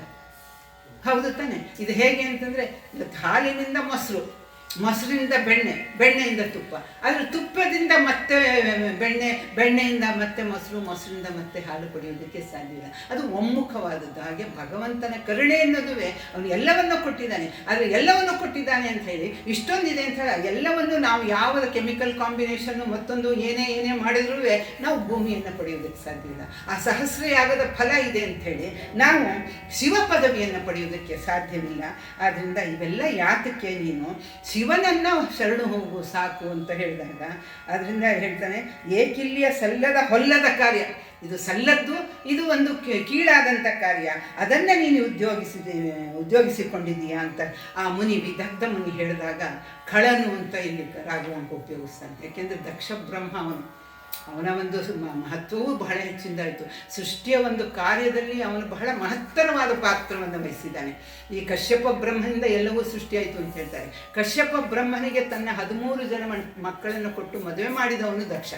ಅವರ ಮೂಲಕವಾಗಿಯೇ ದೇವತೆಗಳು, ರಾಕ್ಷಸರು, ದಾನವರು ಸಸ್ಯಗಳು, ಪಕ್ಷಿಗಳು, ಪ್ರಾಣಿಗಳು, ಆಮೇಲೆ ಸರ್ಪಗಳು, ಪ್ರತಿಯೊಂದು ಕಶ್ಯಪ ಮದುವೆ ಮಾಡಿಕೊಂಡಂತಹ ದಕ್ಷನ 13 ಮಕ್ಕಳಿಂದಲೇ ಈ ಸೃಷ್ಟಿಯ ಎಲ್ಲವೂ ಸಂಪೂರ್ಣವಾಗಿ ಆಯಿತು ಅಂತ ಹೇಳ್ತಾರೆ. ಹಾಗಾಗಿ ಇವನಿಗೇನಾಯಿತು, ಅಂತಹ ಒಂದು ಹತ್ತಿನವನವನು ದಕ್ಷ ಬ್ರಹ್ಮ ಏನು ಕಡಿಮೆ ಇಲ್ಲ. ಆದರೆ ಯಾವಾಗ ಮನುಷ್ಯನಿಗೆ ಅಹಂಕಾರ ಮೆಟ್ಟಿಕೊಳ್ಳುತ್ತೋ ಅವನ ಒಂದು ಸ್ಥಾನವನ್ನಾಗಲಿ ಅಥವಾ ತಾನು ಯಾರಿಗೆ ಗೌರವ ಕೊಡಬೇಕು, ಯಾರ ನಿಜವಾದ ಸ್ಥಾನವಾಗಲಿ ಅದನ್ನೆಲ್ಲವನ್ನು ಅವನು ಮರೆತುಕೊಂಡು ಬಿಡ್ತಾನೆ. ಹಾಗಾಗಿ ಇವನು ಇಲ್ಲ, ನಾನು ಮಾಡೇ ಮಾಡ್ತೀನಿ ಅಂತ ಖಳನಾದಂತಹ ದಕ್ಷ ಬ್ರಹ್ಮ ಹೇಳ್ತಾನೆ. ಮುನಿದು ವಸಿಷ್ಠ ಶಾಪಿಸಿದ ಮಹಾಭೂಪನ ಜನಕನ ತಾನಟ ಸಗ್ಗಂ ಬೊಗಿಸಿದ ಬೊಮ್ಮನ ಕೂಡಣ ಮುನಿಸಿಂ ಕೌಶಿಕ ಮುನಿ ಸಕಲವ ಹುಟ್ಟಿಸನೆ ಹೋಮದಲ್ಲಿ ಘನಯಜ್ಞದ ಮುಖದಲು ಹಡೆಯಲ್ಬಾರದು ಬಾರದೆ ಎನಗೆ ಅನುಕೊಳ್ಳದುದಾವುದು ಬೇಡ ಎನ್ನದೆ ನೀ ನೆಟ್ಟನೆ ತೊಡಗುವ ಹದನಂ ನುಡಿ ಅಲ್ಲಾದೊಡೆ ಕೆಡಗುವೆನೆಂದನು ಪಾದಕನು. ಇಲ್ಲಿ ಬಹಳ ಸ್ವಾರಸ್ಯಕರವಾದ ಕಥೆಯನ್ನು ಅವನು ರಾಘವಂಕ ತಂದಿದ್ದಾನೆ. ಹೇಳ್ತಾನೆ, ನೀನು ಮಾಡಬೇಡ, ಈ ಯಾಗ ನಿನಗೆ ಮಾಡುವಂಥದ್ದಿಲ್ಲ. ಶಿವನಿಗೆ ಶರಣಾದರೆ ನಿನಗೆ ಸಮಸ್ತ ಯಾಗದ ಫಲ. ಅಹಂಕಾರದಿಂದ ನೀನು ಅವನನ್ನು ದೂಷಿಸ್ತಿದೀಯಾ ಅಂತ ಹೇಳಿದಾಗ ಅವನಿಗೆ, ಯಾಕೆಂದರೆ ಇದು ಹೇಳ್ತಾರಲ್ಲ, ವಿನಾಶಕಾಲೇ ವಿಪರೀತ ಬುದ್ಧಿ ಅಂತ ಹೇಳ್ತಾರಲ್ಲ, ಅವನಿಗೆ ಆ ವಿನಾಶಕಾಲ ಪ್ರಾಪ್ತವಾಗಿದೆ. ಅದಕ್ಕೆ ಯಾವ ವಿವೇಕದ ಮಾತು ಸಹಿತ ಅವನಿಗೆ ರುಚಿಸೋದಿಲ್ಲ ಅಂತ ಹೇಳ್ತಾನೆ. ಮುನಿದು ವಸಿಷ್ಠಂ ಶಾಪಿಸಿದ ಮಹಾಭೂಪನ ಜನಕನ ತಾನಟ್ಟಲ್ ಸಗ್ಗಂ ಭೋಗಿಸಿದ ಬೊಮ್ಮನ ಕೂಡಣ ಮುನಿಸಿನಿಂ ಕೌಶಿಕ ಮುನಿ ಸಕಲ ಹುಟ್ಟಿಸನೇಂ ಹೋಮದಲ್ಲಿ. ಇದಕ್ಕೆ ಇದು ಸಿಗಲ್ಲ. ವಸಿಷ್ಠ ಮುನಿ ಮಹಾಭೂಪನಾದ ಇದು ತ್ರಿಶಂಕು ಅಂತ ಅನ್ನೋದು ಒಂದು ನಮಗೆ ನುಡಿಗಟ್ಟಾಗ್ತದೆ. ತ್ರಿಶಂಕು ಸ್ಥಿತಿ ಅಂದರೆ ಇಲ್ಲೂ ಇಲ್ಲ ಅಲ್ಲೂ ಇಲ್ಲ ಅನ್ನೋ ಥರ ಆಗುವಂಥದ್ದು. ಕೆಲವು ನಮ್ಮ ಪುರಾಣದ ಕೆಲವು ಕಥೆಗಳು, ಕೆಲವು ಪಾತ್ರಗಳು ನಮ್ಮ ದಿನದ ನಿತ್ಯದ ಒಂದು ನುಡಿಯಲ್ಲಿ ಹೇಗೆ ಹಾಸು ಹೊಕ್ಕಾಗಿದೆ ಅಂದರೆ, ಅಯ್ಯೋ ಇಲ್ಲೂ ಇಲ್ಲ ಅಲ್ಲೂ ಇದ್ದಾಗ ಈಗ ಕೆಲಸ ಬಿಡ್ತೀವಿ. ಯಾರೋ ಸುಮ್ಮನೆ ಒಂದು ಸಣ್ಣ ಉದಾಹರಣೆ ಅಂದರೆ, ನನಗೆ ಒಳ್ಳೆ ಕೆಲಸ ಸಿಗುತ್ತೆ ಅಂತ ಕೆಲಸ ಬಿಡ್ತಾನೆ. ಇಲ್ಲಿ ನಾನು ಇದನ್ನು ಮಾಡ್ತೀನಿ ಅಂತ ಹೇಳಿ ಬಿಸ್ನೆಸ್ ಮಾಡ್ತೀನಿ ಅಂತ, ಬಿಸ್ನೆಸ್ಸು ಸೋಲಾಗುತ್ತೆ, ಕೆಲಸನೂ ಹೋಗುತ್ತೆ, ಮತ್ತು ಸಿಗಲ್ಲ. ಆಗ ತ್ರಿಶಂಕು ಸ್ಥಿತಿ, ಇಲ್ಲೂ ಇಲ್ಲದ ಅಲ್ಲೂ ಅಲ್ಲದ ಸ್ಥಿತಿ. ಈ ತ್ರಿಶಂಕುಗೆ ಯಾಕೆ ಹಂಗೆ ಅಂತಂದರೆ, ಈ ತ್ರಿಶಂಕುವಿನ ಹೆಸರು ಸತ್ಯವ್ರತ ಅಂತ ಅವರಪ್ಪ ಇಟ್ಟಿರ್ತಾನೆ. ಮೊದಲಿಗೆ ಸತ್ಯವ್ರತ ಅಂತ ಬಹಳ ಒಳ್ಳೆ ಇದಾಗಿರ್ತಾನೆ. ಆದರೆ ಒಂದು ಸತಿ ಈ ತ್ರಿಶಂಕು ಅಂದರೆ, ಶಂಕು ಅಂದರೆ ಪಾಪ ಅಂತ, 3 ಥರವಾದ ಮಹತ್ತರ ಪಾಪಗಳನ್ನು ಮಾಡಿದ್ರಿಂದ ಅವನಿಗೆ ಅನ್ವರ್ಥವಾಗಿ ತ್ರಿಶಂಕು ಅಂತ ಹೆಸರು ಬರುತ್ತೆ. ನಮ್ಮ ಪುರಾಣದ ಒಂದು ಕಥೆಗಳಲ್ಲಿ ಹೆಚ್ಚಿನ ಜನರಿಗೆ ಅನ್ವರ್ಥ ಅಂದರೆ ಅವರ ಸ್ವಭಾವ, ಗುಣ ಅಥವಾ ಅವರ ರೂಪ ಇದಕ್ಕೆ ಹೊಂದುವಂತಹ ಹೆಸರುಗಳಿಗೆ ಅನ್ವರ್ಥನಾಮ ಅಂತ ಹೇಳ್ತಾರೆ. ಇವನಿಗೆ ಅದು ಅನ್ವರ್ಥ ಹೇಗಾಯಿತು ಅಂದರೆ, 3 ಪಾಪಗಳನ್ನೇ ಏನು ಮಾಡ್ತಾನೆ. ಸತ್ಯವ್ರತ ಅಂತ ಹೆಸರಿಟ್ಟಿದ್ದಾನೆ. ಅವನು ಒಬ್ಬ ಹುಡುಗಿಯನ್ನು ಪ್ರೀತಿಸಿರ್ತಾನೆ. ಅದನ್ನು ಇನ್ನೂ ಅವನು ಇದು ಮಾಡಿರಲಿಲ್ಲ. ಆದರೆ ಅವಳಿಗೆ ಗೊತ್ತಿಲ್ಲ. ಅವಳಿಗೆ ಮದುವೆ ಆಗಿಬಿಡುತ್ತೆ. ಆ ಮದುವೆಯಾದ ಹೆಣ್ಣನ್ನು ಇವನು ಹೊತ್ಕೊಂಡ್ಬಂದ್ಬಿಡ್ತಾನೆ. ಮದುವೆಯಾದ ಹೆಣ್ಣನ್ನು, ಅದು ಒಂದು ಮದುವೆಯಾದ ಒಂದು ಹೆಣ್ಣನ್ನು ಹೊತ್ಕೊಂಡ್ಬರೋದು ಒಂದು ಪಾಪ. ಆಮೇಲೆ ಇನ್ನೊಂದು ಸತಿ ಏನು ಮಾಡ್ತಾನೆ ಅವನು, ವಸಿಷ್ಠರ ಹೋಮಧೇನುವನ್ನು ಕೊಂದುಬಿಟ್ಟು ಅದರ ಮಾಂಸವನ್ನು ತಿಂತಾನೆ. ಹೋಮಧೇನುವನ್ನು ಕೊಂದಿದ್ದೊಂದು. ಆಮೇಲೆ ಹಿಂದಿನ ಕಾಲದಲ್ಲಿ ಯಾವುದೇ ಇದನ್ನು ನೋಡಿದ್ರು ಅಲ್ಲಿ ಒಂದು ಮಾಂಸ ಭಕ್ಷಣೆ ಇತ್ತು. ಆದರೆ ಅದಕ್ಕೆ ಒಂದು ಥರ ಪ್ರೋಕ್ಷಣೆ ಮಾಡಿ ಅದನ್ನು ಒಂದು ಸಂಸ್ಕರಿಸಿ ಅಂತ ಹೇಳಿದ್ರು. ಅದೇನೋ ಒಂದು ಪೂಜೆ ಥರ ಮಾಡೋನು, ಅದು ಮಾಡ್ದೇನೆ ಅವನು ತಿಂದಿದ್ದರಿಂದ ಈ 3 ಪಾಪಗಳಿಂದ ಅವನಿಗೆ ತ್ರಿಶಂಕು ಅಂತ ಹೆಸರು ಬಂತು. ತಂದೆ ಅವನನ್ನು ಕಳಿಸ್ಬಿಡ್ತಾನೆ, ನೀನು ಹೊರಗೆ ಹೊರಟೋಗು ಅಂತ ಹೇಳ್ಬಿಡ್ತಾನೆ. ಅವನನ್ನು ತನ್ನ ಈ 3 ಪಾಪವನ್ನು ಮಾಡಿದ್ರಿಂದ ಅದಕ್ಕೆ ಅವನಿಗೆ ಅಡ್ಜಸ್ಟ್ ಇದು ಮಾಂಸವನ್ನು, ಹೋಮಧೇನುವಿನ ಮಾಂಸವನ್ನು ಸಂಸ್ಕರಿಸದೆ ತಿಂದಿದ್ದು, ಹೋಮಧೇನುವನ್ನು ಕೊಂದಿದ್ದು. ಮೊದಲನೇದು ಇವಳನ್ನ ಮದುವೆಯಾದೊಬ್ಬಳನ್ನ ಅಪಹರಿಸ್ಕೊಂಡು ಬಂದಿದ್ದು ಒಂದು ಪಾಪ, ಸಂಸ್ಕರಣೆ ತಿಂದಿದ್ದು ಇನ್ನೊಂದು ಪಾಪ. ಆ ಮದುವೆಯಾದ ಹೆಣ್ಣನ್ನ ಅವನು ಅಪಹರಿಸಿಕೊಂಡಿದ್ದು ಮತ್ತೊಂದು ಪಾಪ. ಹಾಗೆ ಈ 3 ಶಂಕು ಅಂದ್ರೆ ಪಾಪ ಅಂತನೂ ಅರ್ಥ. ಆ ಪಾಪಗಳಿಂದಾಗಿ ಅವನಿಗೆ ತ್ರಿಶಂಕು ಅಂತ ಹೆಸರು ಬರುತ್ತೆ. ಅವನನ್ನು ತನ್ನ ಇದರಿಂದ ಸಾಮ್ರಾಜ್ಯದಿಂದಲೇ ಓಡಿಸ್ಬಿಡ್ತಾನೆ. ಅವನು ತುಂಬ ಸುಂದರನಾಗಿತ್ತಂತೆ. ಬಹಳ ಸೌಂದರ್ಯ ಇರುತ್ತೆ ತ್ರಿಶಂಕುಗೆ. ಲೋಕವೇ ಮೋಹಿಸುವಂತಹ ಒಂದು ದೇಹ ಸೌಂದರ್ಯ ಇದ್ರಿಂದ ಅವನಿಗೆ ಇಷ್ಟು ಸುಂದರತಮವಾದಂತಹ ಶರೀರದ ಸಮೇತ ನಾನು ಸ್ವರ್ಗಕ್ಕೆ ಹೋಗಬೇಕು, ಅದು ಅವನ ಅಪೇಕ್ಷೆ. ಆದ್ದರಿಂದ ಅವನು ವಸಿಷ್ಠರನ್ನು ಹೋಗಿ ಕೇಳ್ತಾನೆ. ಅವರು ಕುಲಗುರುಗಳು, ವಸಿಷ್ಠರು ಕೃತಯುಗದಿಂದಲೂ ಇದ್ದಾರೆ ಅವರೆಲ್ಲವ. ಆಗ ಇಲ್ಲ, ಅದು ಒಂದು ಇದಕ್ಕೆ ವಿರುದ್ಧವಾದ್ದು. ಸ್ವರ್ಗಕ್ಕೆ ಯಾರೂ ದೇಹದ ಸಮೇತ ಹೋಗುವ ಹಾಗಿಲ್ಲ. ನಾವು ಎರಡು ಉದಾಹರಣೆಯನ್ನು ನೋಡ್ತೀವಿ. ಒಂದು ಅರ್ಜುನ ಸ್ವರ್ಗಕ್ಕೆ ಅರ್ಜುನ, ಯಾಕೆಂದ್ರೆ ಅವನಿಗೆ ಪಾಶುಪತಾಸ್ತ್ರವನ್ನು ಪಡೆದುಕು ಅಂತ ಹೇಳಿದಾಗ ಅವರು ಕಾಡಿಗೆ ಹೋದಾಗ ವೇದವ್ಯಾಸ ಹೇಳ್ತಾರೆ, ಮುಂದೆ ಯುದ್ಧ ಸಂಭವಿಸ್ತದೆ. ನೀವು ಸಾಕಷ್ಟು ಶಸ್ತ್ರಾಸ್ತ್ರ ಸಂಪನ್ನರಿದ್ದೀರ, ಆದರೂ ಸಹಿತ ಮಹಿಮಾನ್ವಿತವಾದ ಕೆಲವು ದೇವತೆಗಳ ಅಸ್ತ್ರ, ಪಾಶುಪತಾಸ್ತ್ರ, ಅಂಜಲಿಕಾಸ್ತ್ರ, ಇಂದ್ರಾಸ್ತ್ರ, ವರುಣಾಸ್ತ್ರ, ಸರ್ಪಾಸ್ತ್ರ, ಗರುಡಾಸ್ತ್ರ, ಹೀಗೆ ಬೇಕಾದ ಅಸ್ತ್ರಗಳೆಲ್ಲ ಯಾವುದು ಯಾವಾಗ ಕೆಲಸಕ್ಕೆ ಬರುತ್ತೆ ಗೊತ್ತಿಲ್ಲ, ಅದನ್ನು ನಾನು ಪಡೆಯೋದಕ್ಕೆ ಅವನಿಗೆ ತಪಸ್ಸು ಮಾಡೋದಕ್ಕೆ ಕಳಿಸು ಅಂತ ವೇದವ್ಯಾಸ ಮುನಿಗಳು ಹೇಳ್ತಾರೆ. ಅವನು ಇಂದ್ರಕೀಲ ಪರ್ವತಕ್ಕೆ ಹೋಗಿ ಅಲ್ಲಿ ತಪಸ್ಸು ಮಾಡೋಕ್ಕೆ ಇದು ಮಾಡಿದಾಗ ಇಂದ್ರ ಹೇಳ್ತಾನೆ, ಮೊದಲು ನೀನು ಈಶ್ವರನನ್ನು ಒಲಿಸಿಕೊಂಡು ನೀನು ಅಸ್ತ್ರಗಳನ್ನು ನೀನು ಪಡಿ, ಆಮೇಲೆ ನಿನಗೆ ನಾನು ಇದನ್ನು ಕೊಡ್ತೀನಿ ಅಂತ ಹೇಳ್ತಾನೆ. ಆಗ ಅದು ಗೊತ್ತಿದೆ, ಕಿರಾತೋರ್ಜನ್ಯ ಪ್ರಸಂಗ. ಆಮೇಲೆ ಅವನು ಆಗ ಇವನು ಇದು ಪಾಶುಪತಾಸ್ತ್ರವನ್ನು ಪಡೆದ ಮೇಲೆ ಅವಳು ಪಾರ್ವತಿ ತನ್ನ ಸ್ವಂತ ಇಚ್ಛೆಯಿಂದ ಅಂಜಲಿಕಾಸ್ತ್ರ ಅಂತ ಕೊಡ್ತಾಳೆ. ಆಗ ಇಂದ್ರ ಸಂತುಷ್ಟನಾಗಿ ಮಾತಲಿಯನ್ನು ಕಳಿಸಿ ತನ್ನ ರಥದಲ್ಲಿ ಕುಳಿಸಿಕೊಂಡು ಇವನ ದೇಹದ ಸಮೇತ ಸ್ವರ್ಗಕ್ಕೆ ಕರ್ಕೊಂಡು ಹೋಗ್ತಾನೆ. ವಾಪಸ್ ಬರ್ತಾನೆ. ಬೇರೆ ಪ್ರಶ್ನೆ ಅಂದರೆ ಆ ಸ್ವರ್ಗದ ಪ್ರವೇಶವನ್ನು ದೇಹದ ಸಮೇತ ಈ ಮಾನವ ದೇಹದ ಸಮೇತ ಪ್ರವೇಶ ಮಾಡಿದ್ದು ಒಬ್ಬ ಅರ್ಜುನ, ಇನ್ನೊಬ್ಬ ಧರ್ಮರಾಯ. ಇದರಲ್ಲಿ ಬರುತ್ತಲ್ಲ ಅವರು ಸ್ವರ್ಗಾರೋಹಣ ಪರ್ವದಲ್ಲಿ. ಹಾಗೆ ಬೇರೆಯವರೆಲ್ಲ ಹೀಗೆ ಹೋಗಿ ಹೀಗೆ ಬರ್ತಿದ್ರು. ಆದರೆ ಕೆಲವು ಮುನಿಗಳವ್ರಿಗೆ ಅಪರೂಪವಾದಂತಹ ಒಂದು ಮಹಿಮೆ ಇರ್ತಿತ್ತು, ಹೋಗಿ ಬರ್ತಿದ್ರು. ಹಾಗೆ ಇವ್ರು ಹೇಳ್ತಾನೆ, ಇಲ್ಲ, ನರರು ಅವರ ದೇಹವನ್ನು ಬಿಟ್ಟ ಮೇಲೆ ದಿವ್ಯ ದೇಹವನ್ನು ಪಡೆದು ಅವರು ಮಾಡಿದ ಪುಣ್ಯಕ್ಕೆ ಅನುಸಾರವಾಗಿ ಸ್ವರ್ಗ ಫಲಗಳನ್ನು ಪಡಿಬೇಕೇ ವಿನಃ ಹೀಗೆ ಹೋಗೋ ಹಾಗಿಲ್ಲ ಅಂದಾಗ ಇವನು ಕೇಳುವುದಿಲ್ಲ. ಅವನು ಮಕ್ಕಳ ಹತ್ರ ಹೋಗ್ತಾನೆ, ವಸಿಷ್ಠರ ಮಕ್ಕಳ ಹತ್ರ. ನಮ್ಮ ತಂದೆ ಬೇಡ ಅಂದಿದ್ದನ್ನು ನಾವು ಮಾಡೋಕ್ಕಾಗಲ್ಲ ಅಂತ ಹೇಳಿ, ತಂದೆ ಬೇಡ ಅಂತ ಹೇಳಿದಾಗಲೂ ನಮ್ಮ ಹತ್ರ ಬರುವಷ್ಟು ಒಂದು ದುಷ್ಟತನವನ್ನು, ಉದ್ದಟತನ ತಾನೇ ಅದು. ಪಿತನೇ ಬೇಡ ಅಂದಮೇಲೆ ಮಕ್ಕಳ ಹತ್ರ ಹೋಗಿ ನೀವು ಮಾಡಿ ಅಂದರೆ ಅವರಿಂದ ಎತ್ತು ಕಟ್ಟದ ಹಂಗೂ ಆಗುತ್ತೆ. ಅವ್ರು ಒಪ್ಕೊಂಡ್ರೆ ವಸಿಷ್ಠರ ವಿರುದ್ಧ ಎತ್ತು ಕಟ್ಟದ ಹಂಗಾಗುತ್ತೆ. ಇದೆಲ್ಲವನ್ನು ಅರ್ಥ ಮಾಡಿಕೊಂಡು ವಸಿಷ್ಠರ ಮಕ್ಕಳು ಇವ್ರಿಗೆ ಶಾಪ ಕೊಟ್ಬಿಡ್ತಾರೆ, ಚಂಡಾಲನಾಗು ನೀವು. ಆ ಕ್ಷಣಕ್ಕೆ ಇವನು ದೇಹ ವಿರೂಪಗೊಳ್ಳುತ್ತೆ.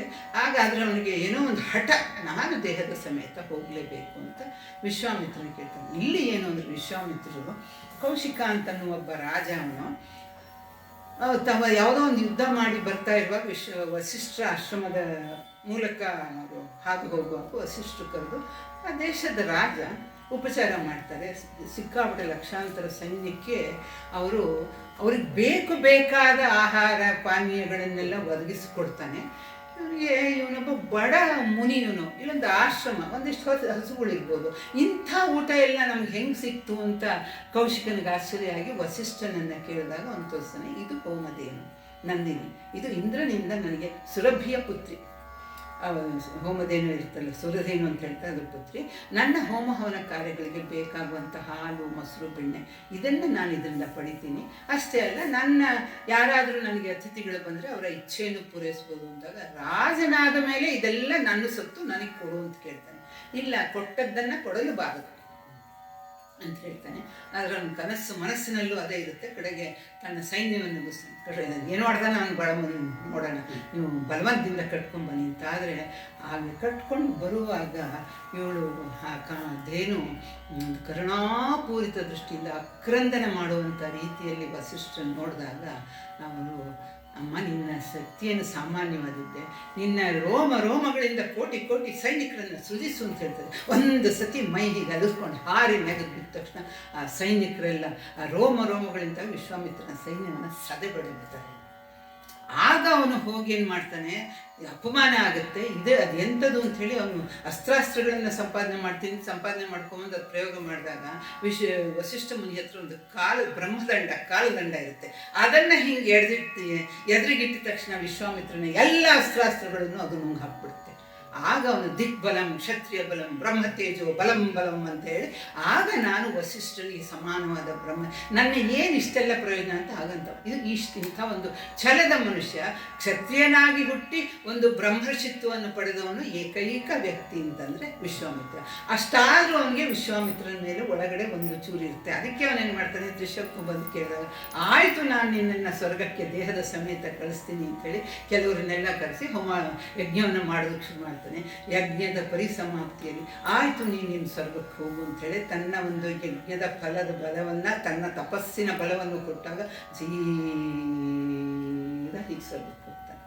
ಸ್ವರ್ಗದ ಬಾಗಿಲಿನವರೆಗೆ ಹೋದಾಗ ಇಂದ್ರ ಹೇಳ್ತಾನೆ ಈ ಮಾನವ ದೇಹದಲ್ಲಿ ಸ್ವರ್ಗಕ್ಕೆ ಬರು ಹಾಗಿಲ್ಲ ಅಂತ ಹೇಳ್ಬಿಟ್ಟು ಅವನನ್ನು ಕೆಳಗಡೆ ತಳ್ಳಿ ಬಿಡ್ತಾನೆ. ಅವನು ತಲೆ ಕೆಳಕಾಗ್ಬಿಡ್ತಾ ಮಹಾ ಋಷಿ ನನ್ನನ್ನು ಕಾಪಾಡು ಅಂದಾಗ ಅವ್ರು ತಕ್ಷಣ ತಮ್ಮ ಒಂದು ದಂಡವನ್ನಿಟ್ಟು ನೀನು ಅಲ್ಲೇ ನಿಲ್ಲು ಅಂಥೇಳಿ ಅನುಮತಿಯಿಂದ ಅವನಿಗೆ ಪ್ರತಿಸೃಷ್ಟಿಯನ್ನು ಮಾಡ್ತಾರೆ. ಪ್ರತಿಸೃಷ್ಟಿಯನ್ನು ಮಾಡಿ ಏನು ಮತ್ತೊಂದು ಪ್ರಪಂಚ, ಮತ್ತೊಂದು ಸ್ವರ್ಗ, ಮತ್ತೊಂದು ನಕ್ಷತ್ರ ಲೋಕ. ಅದಕ್ಕೆ ತ್ರಿಶಂಕು ನಕ್ಷತ್ರ ಈಗಲೂ ನಮಗೆ ಆಕಾಶದಲ್ಲಿದೆ. ಹಾಗೆ ಅಂತಹ ಬಲವುಳ್ಳಂಥವನು ಅವನು. ಅದರಿಂದ ಏನು ಮಾಡಿದವನು ಕೌಶಿಕ ಮುನಿ ಸಕಲವನ್ನು ಹುಟ್ಟಿಸನೇ ಹೋಮದಲ್ಲಿ ಎಲ್ಲವನ್ನು ಪ್ರತಿಸೃಷ್ಟಿಯನ್ನು ಮಾಡಿದಾಗ ಇನ್ನು ಘನಮ ಯಜ್ಞದ ಮುಖದಲ್ಲೂ ಹಡೆಯಲ್ಬಾರದೇನೆ ಆ ಯಾವುದೇ ಇದರಿಂದ ನೀನು ಮಾಡೋದಕ್ಕೆ ಸಾಧ್ಯವಿಲ್ಲ ಅಂದಾಗ ಇವನಿಗೆ ಒಂದು ಹಠ ಛಲ, ಅದು ಸಾತ್ವಿಕ ಛಲವಲ್ಲ, ತಾಮಸಿಕ ಛಲ.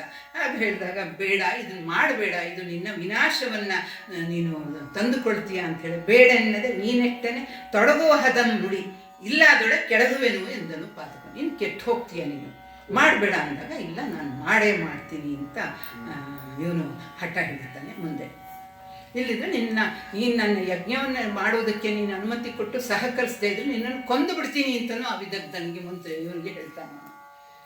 ಕೊಂದೊಡೆ ಕೊಲು ಯಾಗಂ ಬೇಡ ಕರಂ ಬಿಡು ಬೇಡೆಂದನೆ ಬಿಡೆನು ಅತಿ ಹೊಲ್ಲಂ ಲೇಸು ಅಯ್ಯೋ ನಿಂದೆಗೆ ನೆಲೆಯಹುದಾಗಲಿ ಕೆಟ್ಟಪೆ ಕೆಡುವೆಂ ಮಾಡೆಂ ಹೋಗು ನಂದನೆ ಮುನಿಯಳೆ ಹೈ ಬಿಡು ಮುನಿಯಲಿ ಬರಿದೆರೆ ಸೊಂದಕ್ಕೆಡೆಯುಂಟೆ ಉಂಟೆನ್ನೊಡೆಯನೆ ಮನ ಬಂದಂದದೆ ಮಾಡುವುದನೆ ಬಿಡು ಬಿಟ್ಟೊಡೆನಗು ನೀನೆಂದಂ ಖಳನಂದು. ಇದು ಬಹಳ ಸ್ವಾರಸ್ಯಕರವಾಗಿದೆ. ಒಂದು ಪದ್ಯದಲ್ಲಿ ಸಂಭಾಷಣೆಯನ್ನು ಎಷ್ಟು ಚೆನ್ನಾಗಿ ತರಬಹುದು ಅಂತಂದಕ್ಕೆ ಇಬ್ಬರ ಮಾತು ಚುಟುಕಾದ್ದು ಕ್ರಿಸ್ಪ್. ಇದರಲ್ಲೂ ರಾಘವಾಂಕ ಹರಿಶ್ಚಂದ್ರ ಚರಿತೆಯಲ್ಲೂ ಹೀಗೆ ಒಂದು ಕಡೆ ಸಂಭಾಷಣೆ ಇರುತ್ತೆ. ಇದನ್ನು ನೋಡಿ ಒಂದೊಂದೇ ಎರಡೆರಡು ಪದಗಳಲ್ಲೇ ಏನು ಹೇಳ್ತಾನೆ, ಕೊಂದೊಡೆ ಕೊಲು ವಿದಗ್ಧ ಹೇಳೋದು, ನಾನು ನಿನ್ನ ಕೊಂದು ಬಿಡ್ತೀನಿ, ನೀನು ನನಗೆ ಸರಿಯಾದ ಒಂದು ಮಾರ್ಗದರ್ಶನ ಮಾಡಿ ನನಗೆ ಸಹಕಾರ ಮಾಡದಿಂದ ಕೊಂದ್ರೆ ಕೊಲ್ಲು, ನಾನೇನಾದರೂ ಕೇಳ, ಆಗ ಬೇಡ ಇದು ಯಾಗವನ್ನು ಮಾಡಬೇಡ ಅಂದಾಗ ಕರಂ ಬಿಡು ಬಿಡನಿಂದನು ನೀನು ಬಿಟ್ಟುಬಿಡು ಇದನ್ನ ಅಂದಾಗ ನಾನು ಬಿಡುವುದಿಲ್ಲ ಅಂತ ಹೇಳ್ತಾನೆ. ಅತಿ ಹೊಲ್ಲಂ ಅಂದರೆ ಇದು ಅತಿ ಕೆಟ್ಟದಾದಂತಹ ಕೆಲಸ ನೀನು ಮಾಡ್ತಿದ್ದೀಯ ಅಂದಾಗ ಇಲ್ಲ ಅತಿ ಲೇಸಾದ ಕಾರ್ಯ ಒಂದೊಂದೇ ಅತಿ ಹೊಲ್ಲಂ. ಇವನು ಹೇಳೋದು ದಕ್ಷ ಹೇಳೋದು ಅತಿ ಲೇಸಯ್ಯೋ ನಿಂದೆಗೆ ನೆಲೆಯಹುದು, ಇದರಿಂದ ನೀನು ನಿಂದೆಗೆ ಒಳಗಾಗ್ತೀಯ ಶಿವನ ವಿರುದ್ಧವಾಗಿ, ಅದು ಸೇಡಿನಿಂದ. ಇದರಲ್ಲಿ ಯಾವ ಒಂದು ಸದುದ್ದೇಶ ಇಲ್ಲ, ಸತ್ಕರ್ಮದ ಅಪೇಕ್ಷೆ ಇಲ್ಲ, ಸತ್ಫಲದ ಅಪೇಕ್ಷೆ ಇಲ್ಲ. ಇಂತಹ ಒಂದು ಕೆಟ್ಟ ಒಂದು ಉದ್ದೇಶದಿಂದ ಮಾಡೋದ್ರಿಂದ ಇಡೀ ಜಗತ್ತಿನಲ್ಲಿ ನೀನು ನಿಂದೆಗೆ ಗುರಿಯಾಗ್ತೀಯ. ಜನ ನಿನ್ನನ್ನು ಥೂಂತಾರೆ, ಮೂರು ಲೋಕವು ನಿನ್ನನ್ನು ಉಪೇಕ್ಷೆ ಮಾಡಿ ನಿನಗೆ ಹೀಯಾಳಿಸ್ತಾರೆ ಎಂದಾಗ ನಿಂದೆಗೆ ನೆಲೆಯಬಹುದು ಅಂದರೆ ಆಗಲಿ ಕೆಟ್ಟ ಹೋಗ್ತೀಯ ನೀನು, ಕೆಡ್ತೀನಿ, ಕೆಟ್ಟಪ್ಪೆ ಇದರ್ದ ಹೇಳ್ತಾನೆ, ಕೆಡುವೆ ಮಾಡು ಹೋಗು, ನಾನು ಏನಾದರೂ ನಾನು ಇದನ್ನು ಮಾಡೇ ಮಾಡ್ತೀನಿ ಅಂತ ಹೇಳ್ತಾನೆ. ನಂದನೆ ಮುನಿ ಹೇಳೆ ನಿನ್ನ ಮಗಳಾದಂತಹ ಸತಿಯ ದಾಕ್ಷಾಯಿಣಿ ದೇವಿ ಅವಳ ಗಂಡನ ವಿರುದ್ಧ ನೀನು ಸಂಚಿನ ರೀತಿಯಲ್ಲಿ ನೀನು ಯಜ್ಞವನ್ನು ಮಾಡುವಾಗ ನಿನ್ನ ಹೆತ್ತ ಮಗಳು, ನಿನ್ನ ಒಡಲಿನ ಕುಡಿ, ನಿನ್ನ ಮಮತೆಯ ಒಂದು ಕೂಸಿಗೆ ನೋವಾಗುವುದಿಲ್ವಾ, ಅವಳು ನಿಂದಿಸುವುದಿಲ್ವಾ ಅಂತ ಮಾಡ್ಕೊಂಡು ಹೋಗಲಿ. ನಂದನೆ ಮುನಿಯಲಿ ಅಂದರೆ ಮುನಿಯಲ್ಲಿ ಹೈ ಸೈ ಬಿಡು ಅಂತ ಹೇಳ್ತಾನೆ. ಮುನಿಯಲಿ ಬರೆದರೆ ಸಂದ ಕೆಳೆಯುಂಟೆ, ಕೀರ್ತಿ ಉಳಿಯುತ್ತಾ ನಿನಗೆ ಅಂದಾಗ ಪರವಾಗಿಲ್ಲ, ಅಪಕೀರ್ತಿಗೆ ನಾನು ಹೆರೆಯುವುದಿಲ್ಲ. ಉಂಟೆನ್ನೊಡೆಯನೆ ಮನ ಬಂದಂತೆ ಮಾಡುವುದೇನೆ ಬಿಡು ಬಿಟ್ಟೊಡೆ ನಗು. ಇಲ್ಲ, ನಾನು ನನ್ನ ಮನಸ್ಸಿನ ನಿಶ್ಚಯದ ಪ್ರಕಾರ ನಾನು ಮಾಡೇ ಮಾಡ್ತೀನಿ, ಮಾಡಬೇಡ ಅಂತಾನೆ ಮಾಡೇ ಮಾಡ್ತೀನಿ. ನಾನು ಇದನ್ನು ನೆರವೇರಿಸ್ಕೊಳ್ದಿದ್ರೆ ನೀನು ಅಪಹಾಸ್ಯ ಮಾಡ್ಕೊಂಡು ನನ್ನ ನಗು ಅಂತ ಹೇಳಿ ದಕ್ಷ. ಅವನ ಒಳಗಿನ ತಾಮಸ ಎಷ್ಟು ಗಟ್ಟಿಯಾಗಿ ಕೂತಿರುತ್ತೆ ಅಂದರೆ ಯಾವ ವಿವೇಕವೂ ಅವನಿಗೆ ಕೆಲಸ ಮಾಡೋದಿಲ್ಲ. ಕಡೆಗೆ ಗಣಗಳು ಹುಗದೆಡೆಯಾವುದೋ ಯಾಗವ ತೊಡಗುವೊಡೆಯನೇ, ಕಾಶಿಗೆ ಪಡವಲು ರಮ್ಯಾಶ್ರಮದೆಡೆಗಳ ಕನಕಳದಲ್ಲಿ ಮಾಡುವ ಷೋಡಶ ಋತ್ವಿಜರು 6 ಮುನೀಶ್ವರರು, ನಡೆಸುವ ಪತಿಯಾವಂ ಕಮಲಾಕ್ಷಂ ಕಾಗಿನ ಕಡುಗಲಿಗಳು ಅದಾರು, ದಿಶಾಧಿಪರಿವರು ಎಂದು ಮೃಡರಹಿತ ಯಾಗಕ್ಕೆ ಅಡಿಗಿಡರು, ಎದ್ದು ಎರಗರು ಕೇಳು ಎಂದೊರೆದ ಚಮೂವರನೋ. ಇಲ್ಲಿ ಮತ್ತೆ ಸಂಭಾಷಣೆ ಇದೆ. ಕಡೆಗೆ ಗಣಂಗಳಂ ಹುಗದ ಎಡೆ ಯಾವುದು? ನೀನು ಯಾಗ ಮಾಡ್ತೀನಿ ಅಂತೀಯ, ಆದರೆ ಶಿವನಿಗೆ ಗೊತ್ತಾಗಿ ಆ ಮೂಲಕ ಶಿವನು ತನ್ನ ಗಣಗಳನ್ನು ಕಳಿಸಿದರೆ ಆ ಶಿವನ ಗಣಗಳು ಹುಡುಕದೇ ಇರುವ, ಅವರಿಗೆ ಸಿಗದೇ ಇರುವ ಯಾವ ಜಾಗವನ್ನು ನೀನು ಪ್ರಪಂಚದಲ್ಲಿ ಹುಡುಕ್ತೀಯ? ಅಣುವಲ್ಲಿ ಕಣದಲ್ಲಿ ಎಲ್ಲ ಕಡೆಯೂ ಅವರು ಹುಗಬಲ್ಲರು. ಶಿವನು ಅವನಿಗೆ ಕೊಡುವಂಥ ಸಾಮರ್ಥ್ಯದಿಂದ ನೀ ಎಲ್ಲಿ ಹೋಗ್ತೀಯ ಅಂದರೆ ಅವನು ಹೇಳ್ತಾನೆ, ಕಾಶಿಯ ಪಡುವಳು ರಮ್ಯಾಸ, ಕಾಶಿಯ ಪಶ್ಚಿಮದಲ್ಲಿರುವ ಒಂದು ರಮ್ಯವಾದಂಥ ಒಂದು ಆಶ್ರಮ ಇದೆ, ಅದು ಕನಕಲ ಅಂತ ಹೇಳಿ, ಅಲ್ಲಿ ನಾನು ಮಾಡ್ತೀನಿ. ಅಲ್ಲಿ ಯಾರೂ ಬರೋದು ಸಾಧ್ಯವಲ್ಲ, ಇವನ ನಂಬಿಕೆ ಅಷ್ಟೇ. ಅಂದರೆ ಯಾವುದೋ ಒಂದು ಜಾಗವನ್ನು ಹುಡುಕೊಳ್ಳೇಬೇಕು. ಹೌದಾ, ಅವನು ಶಿವನ್ ಬರೋದಕ್ಕೆ ಬರದೇ ಇರೋಕ್ಕೆ ಸಾಧ್ಯ ಇಲ್ಲದೆ ಇರು ಅಂದರೆ ಇವನ ಒಂದು ದುಷ್ಟ ಸಂಕಲ್ಪ ಏನಿದೆ ಅದು ಈಡೇರೋದಿಲ್ಲ. ಆ ದುಷ್ಟ ಸಂಕಲ್ಪವನ್ನು ಅವನು ಈಡೇರಿಸ್ಕೊಳ್ಳಲೇಬೇಕು. ಆ ಒಂದು ಛಲ, ಆ ಒಂದು ಹಠ, ಆ ತಾಮಸಿ ಸ್ವಭಾವನಲ್ಲಿ ಗಟ್ಟಿಯಾಗಿ ಕೂತಿದ್ರಿಂದ ಕಣಕಳದಲ್ಲಿ ನಾನು ಮಾಡ್ತೀನಿ. ಋತ್ವಿಜರು ಯಾರು? 16 ಜನ ಋತ್ವಿಜರು ಅದಕ್ಕೆ ಬೇಕು ಅಂತ ಹೇಳ್ತಾರೆ. ಅದನ್ನು ಸುಮ್ಮನೆ ನಿಮ್ಮ ಒಂದು ಗಮನಕ್ಕೆ ಇಳಿಸ್ಕೊಳ್ತೀನಿ. ಒಂದು ಹೋತೃಗಣ, ಮೈತ್ರಾವರಣ, ಅಚ್ಛಾವಾಕ, ಗ್ರಾವಸ್ತುಕ್, ಅಧ್ವರ್ಯು, ಪ್ರತಿಪ್ರಸ್ಥಾತ, ನೇಷ್ಟ, ಉನ್ನೇತ, ಉದ್ಗಾತೃಗಣ, ಪ್ರಸ್ತೋತೃ, ಪ್ರತಿಹರ್ತೃ, ಸುಬ್ರಹ್ಮಣ್ಯ, ಬ್ರಾಹ್ಮಣ, ಛಂಸಿ, ಅಗ್ನಿದ್ರ, ಪೋತೃ. ಬ್ರಹ್ಮಗಣದಲ್ಲಿ ಬ್ರಾಹ್ಮಣ, ಛಂಸಿ, ಅಗ್ನಿದ್ರ, ಪೋತೃನು, ಇವರು 16 ಜನ ಹೋತೃಗಳು, ಋತ್ವಿಜರು. ಯಾವುದೇ ಒಂದು ಯಾಗಿ ಅವರಿಗೆ ಬೇರೆ ಬೇರೆ ಬೇರೆ ಥರ ಮಂತ್ರಗಳನ್ನು ಹೇಳುವಂಥದ್ದು ಕಾರ್ಯಗಳು ಇರುತ್ತೆ. ಈ 16 ಜನ ಋತ್ವಿಗಳು ಯಾರು ಅಂತಂದರೆ ಅವ್ರು ಹೇಳ್ತಾರೆ ಮುನೀಶ್ವರರು. ಒಬ್ಬೊಬ್ಬರಿಗೆ ಒಂದು ಕೆಲಸವನ್ನು ಕೊಡ್ತೀನಿ, 16 ಕೆಲಸದಲ್ಲಿ ಒಬ್ಬೊಬ್ಬರನ್ನ ಒಂದೊಂದಾಗಿ ನೇಮಿಸ್ಕೊಡ್ತೀನಿ.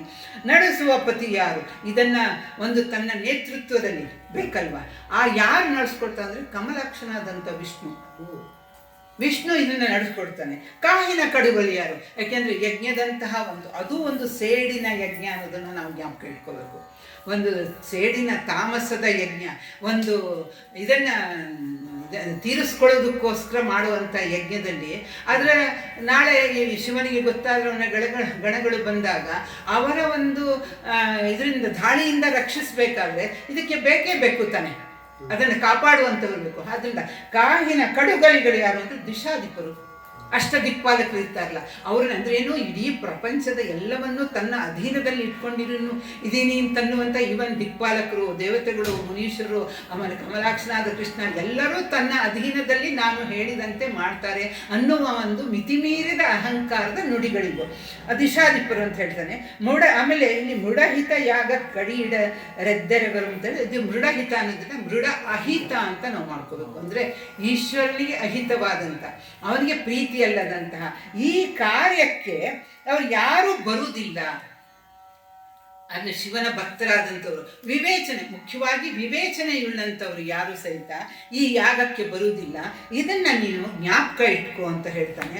ಆದರೆ ಮತ್ತೆ ಅವನು ಅಹಂಕಾರದಿಂದ ನಾನು ಕರೆದ್ರೆ ಯಾರು ಬರುವುದಿಲ್ಲ ಅನ್ನುವಂತಹ ಧೋರಣೆ, ಅಹಂಕಾರದ ಮದದಿಂದ ಹೀಗೆ ಹೇಳ್ತಾನೆ ಅವನು. ಇಂದಾನು ಕರೆದೊಡೆ ಬಾ ಕೊಂದಿಕ್ಕುವೆನು ಎನೆ ಕೊಂದೊಡೆ ಸಾವರು ತಪ್ಪಿಸಿ ಬಂದಹರು ಎಂಬಿ ಮಾತಂ ಮರೆಯನೆ ಭರಿಸುವುದಕ್ಕಾವುದು ಬುದ್ಧಿಯನೆ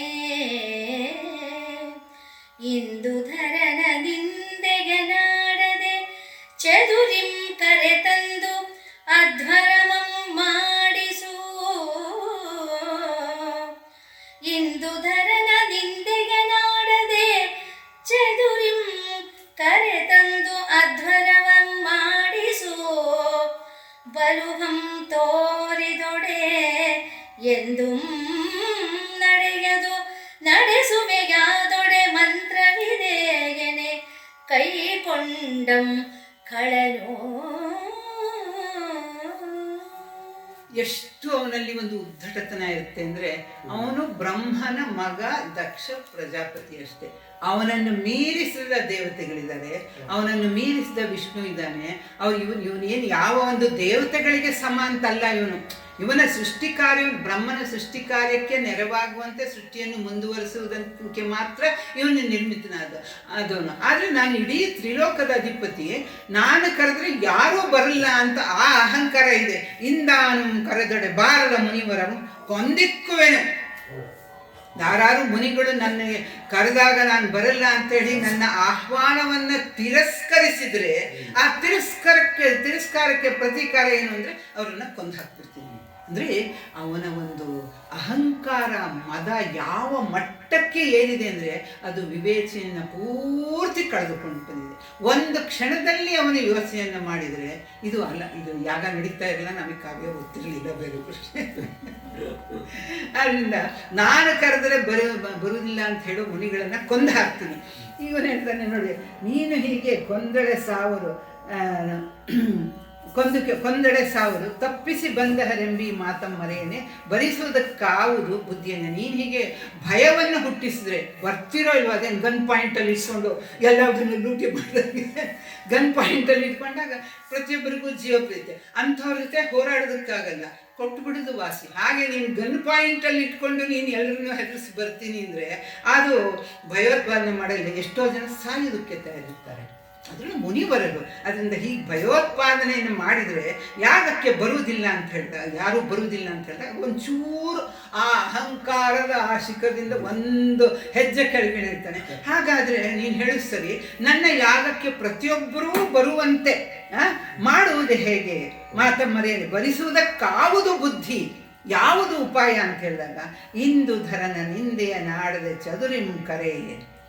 ನೀನು ಶಿವನನ್ನು ಮೇಲಿಂದ ಮೇಲೆ ಎಲ್ಲರ ಎದುರಿಗೆ, ಅದು ಮುಖ್ಯವಾದ್ದು. ಈಗ ನಾನು ಶಿವನಿಗೆ ವಿರುದ್ಧವಾಗಿ ಅವನು ನನ್ನನ್ನು ಅಪಮಾನ ಮಾಡಿದ ಅಂಥೇಳಿ ಅದಕ್ಕೆ ನಾನು ಅವನಿಗೆ ಸೇಡಿನ ರೂಪದಲ್ಲಿ ಇದನ್ನು ಕೈಗೊಂಡಿದ್ದೀನಿ ಅಂತ ಹೇಳಿದ್ರೆ ಯಾರೂ ಬರೋದಿಲ್ಲ. ಆ ಮಾತನ್ನು ಆಡಬೇಡ. ಇಂದು ಧರನ ನಿಂದೆಯಂ ಮಾಡದೆ ಚದುರಿಂ ಕರೆ, ಉಪಾಯದಿಂದ ವಿನಯದಿಂದ ನೀನು ಎಲ್ಲರನ್ನೂ ನೀನು ಕರೆದಾಗ ಅವರು ನಿನ್ನ ಬಲ ಪ್ರದರ್ಶನದಿಂದ ಸಾಧ್ಯವಾಗುವುದಿಲ್ಲ. ಆದರೆ ಉಪಾಯದಿಂದ ಶಿವನ ದ್ವೇಷವನ್ನು ಮಾಡಿದೆ ಅಥವಾ ನಿನಗಿರುವ ಇದನ್ನು ಅಂತರಂಗವಾಗಿ ಒಳಗಡೆ ಇದು ಅಂಡರ್ಸ್ಟುಡ್ ಅಂತ ಹೇಳ್ತಾರಲ್ಲ, ಅಧ್ಯಾಹಾರ ಅಂತ ಹೇಳ್ತಾರೆ. ಅಂದರೆ ನಿನ್ನ ಶಿವದ್ವೇಷ ಏನೇ ಇದ್ದರೂ ಅದನ್ನು ಬೇರೆಯವರ ಎದುರಿಗೆ ತೋರಿಸ್ಕೊಳ್ಳದೆ ನೀನು, ಅದು ಮುಖ್ಯ ಆಗುತ್ತೆ. ಈ ಅಧ್ಯಾಹಾರವನ್ನು ನಾವು ಅರ್ಥ ಮಾಡ್ಕೋಬೇಕು. ಹಾಗೆ ಕರೆಯಿಂದಾಗ ಎಲ್ರಿಗೂ ಅವನು ನಾನು ಶಿವನ ವಿರುದ್ಧವಾಗಿ ಮಾಡ್ತಿದ್ದೀನಿ ಅಂತ ಹೇಳ್ಬೇಕಾದಿಲ್ಲ. ನಾನು ತ್ಯಾಗ ಮಾಡ್ತಿದ್ದೀನಿ ಬನ್ನಿಂದಾಗ ಅಲ್ಲಿ ಎಲ್ಲರೂ ನೀನು ಶಿವನ ವಿರುದ್ಧವಾಗಿ ಮಾಡ್ತಿದ್ದೀಯ ಅಂತ ಯಾರು ಕೇಳಲ್ಲ, ಬಂದ್ಬಿಡ್ತಾರೆ. ಅಂತ ಹೇಳಿದಾಗ ಇಂದು ಧರ್ಮ ನಿಂದೆಯನ್ನು ಆಡದೆ ಚದುರಿಂ ಕರೆ ತಂದು ಅಧ್ವರವಂ ಮಾಡಿಸು ಅಂದಾಗ, ಈಗ ನಿನ್ನ ಬಲುಹ ತೋರದೆ, ನಿನ್ನ ಬಲ ಪ್ರದರ್ಶನ, ಅಹಂಕಾರ, ಮದ, ಸೇಡಿನ ಯಾವ ಒಂದು ಭಾವನೆಯನ್ನು ತೋರದೆ ವಿನಯದಿಂದ ನೀನು ಎಲ್ಲರನ್ನು, ಯಾಕೆಂದರೆ ನಮ್ಮ ಮನೆಯಲ್ಲಿ ಒಂದು ಸಮಾರಂಭ ಮಾಡ್ಬೇಕಾದ್ರೆ ನಮ್ಮಲ್ಲಿ ಔತಣ ಕೂಟ ಇಟ್ಕೊಂಡಿದ್ದೀನಿ, ನೀವೆಲ್ಲರೂ ಬನ್ನಿ, ನನ್ನ ಮಗಳ ಹುಟ್ಟುಹಬ್ಬ ಇದೆ, ನೀವೆಲ್ಲರೂ ಬನ್ನಿ, ಯಾವರು ಸ್ವಂತದವರು ಬರಲ್ಲ, ಹೌದು ತಾನೆ? ಆವಾಗ ನಮ್ಮಲ್ಲಿ ಹೀಗಿದೆ, ದಯವಿಟ್ಟು ನೀವು ಬನ್ನಿ, ಅಥವಾ ನೀವು ಬಂದರೆ ನಮಗೆ ತುಂಬ ಸಂತೋಷ ಆಗುತ್ತೆ.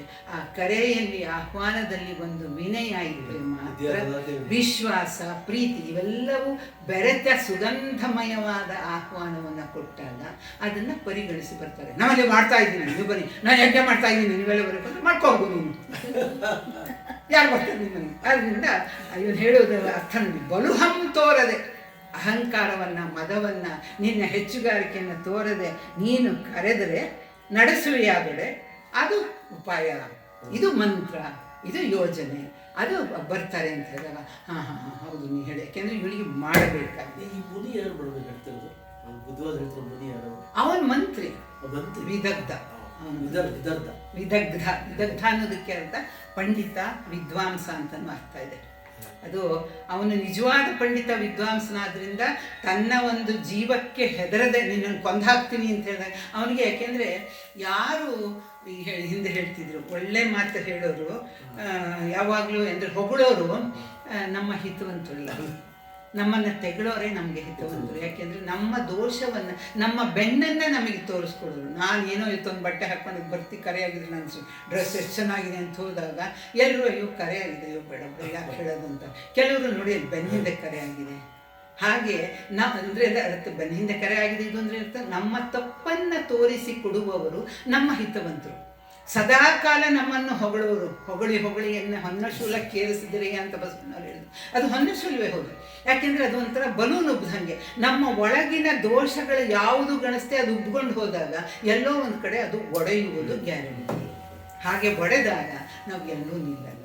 ಅದಕ್ಕೆ ಹೇಳ್ತಾ ನಿನ್ನ ಅಹಂಕಾರವನ್ನು ತೋರಿಸಿದೆ ನಯ ವಿನಯಗಳಿಂದ ಶಿವನ ನಿಂದೆಯ ಬಗ್ಗೆ ನೀನು ಹಿಂದೂಧರನಿಗೆ ಇದು ಮಾಡ್ತಿದ್ದೀನಿ ಇದು ಯಾವುದೂ ಇಲ್ಲದೆ ವಿನಯದಿಂದ ಕಲಿಬೇಕು. ನಮ್ಮ ಮನೇಲಿ ಒಂದು ಕಾರ್ಯ ಆಗಬೇಕು ಅಂದರೆ ನಾವು ಆಹ್ವಾನಿಸೋರನ್ನ ವಿನಯದಿಂದ ಪ್ರೀತಿಯಿಂದ ನಾವು ಆಹ್ವಾನಿಸ್ಬೇಕು.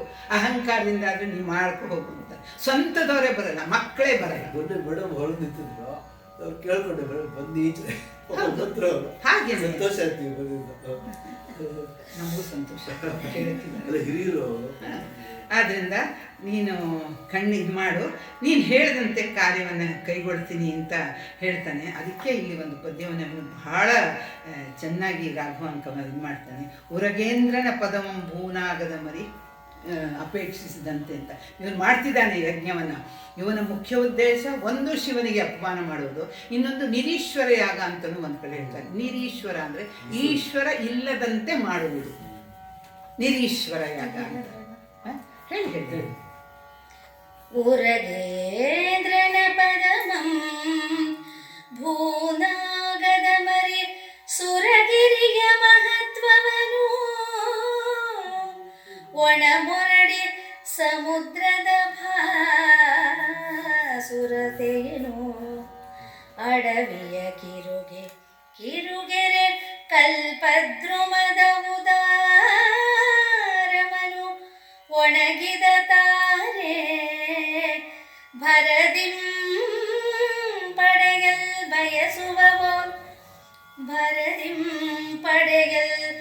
ಬಯಸುವವೋ ಅಪ್ರತಿಮನ ಪರಮೇಶ್ವರ ಸರ್ವಜ್ಞತ್ವವನು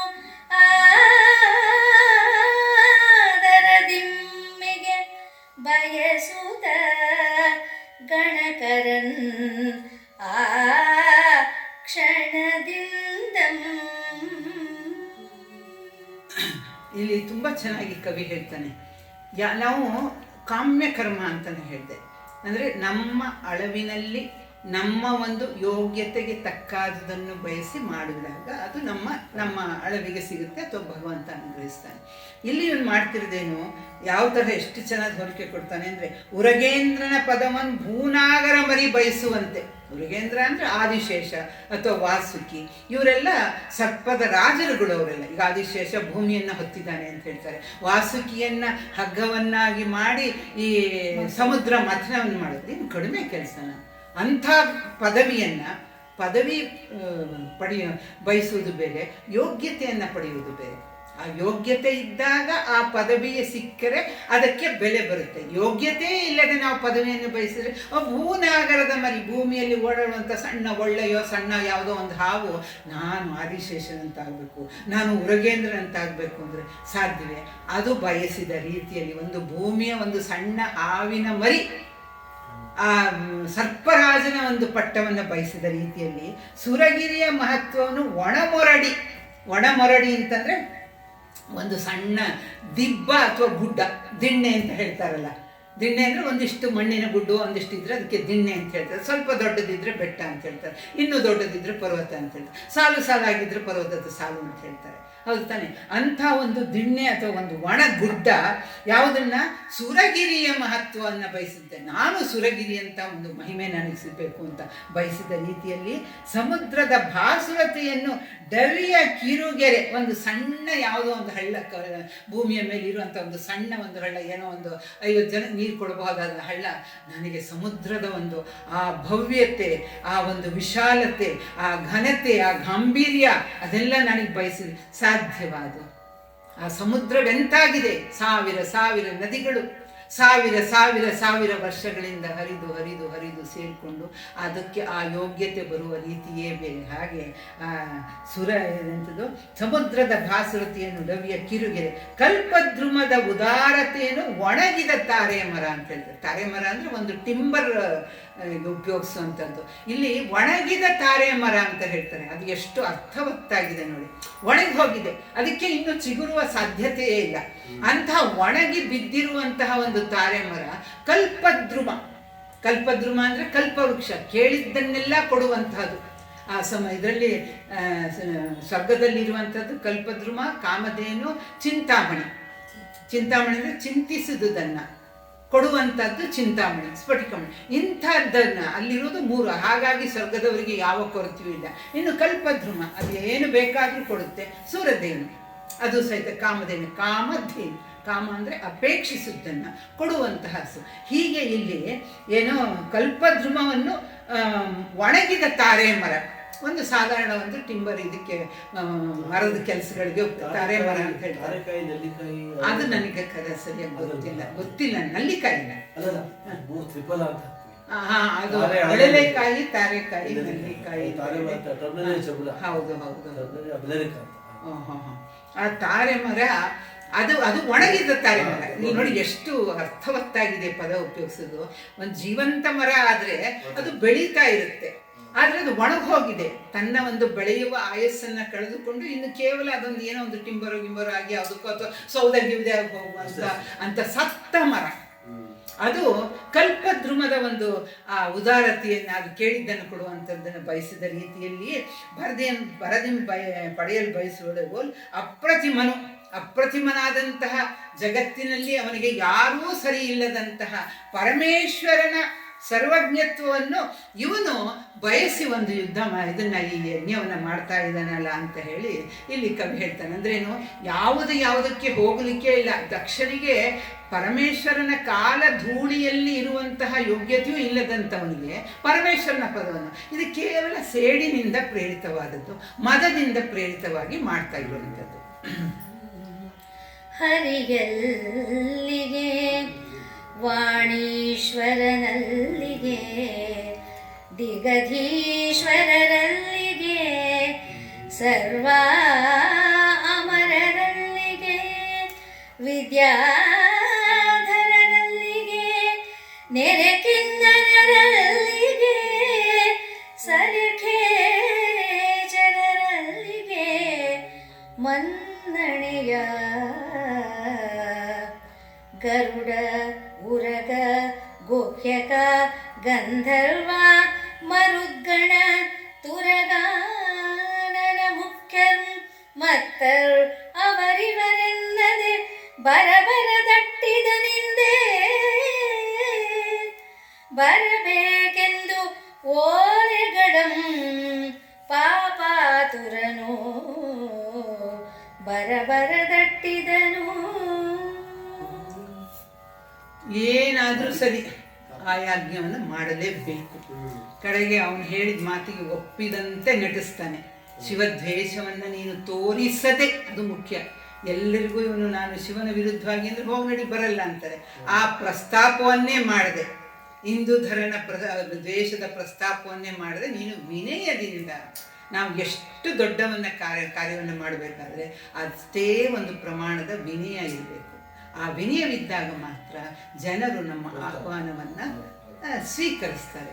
ಅವಿನಯದ ಒಂದು, ಈಗ ತಾಯಿಯಾದವಳು ಅಡುಗೆಯನ್ನು ಮಾಡಿಟ್ಬಿಟ್ಟು ಪ್ರೀತಿ ಮಮತೆ ಅಂದ್ರೆ ಅಲ್ಲಿ ಮಾಡಿಟ್ಟಿದ್ದೀನಿ ತಿನ್ಕೊಂಡು ಹೋಗು ಅಂದರೆ ನೀವು ಮಾಡಿದ್ದು ಬೇಡ ನನಗೆ, ಎಷ್ಟು ಹಸ್ತಿದ್ರೂ ಮಕ್ಕಳು ತಿನ್ನೋದಿಲ್ಲ.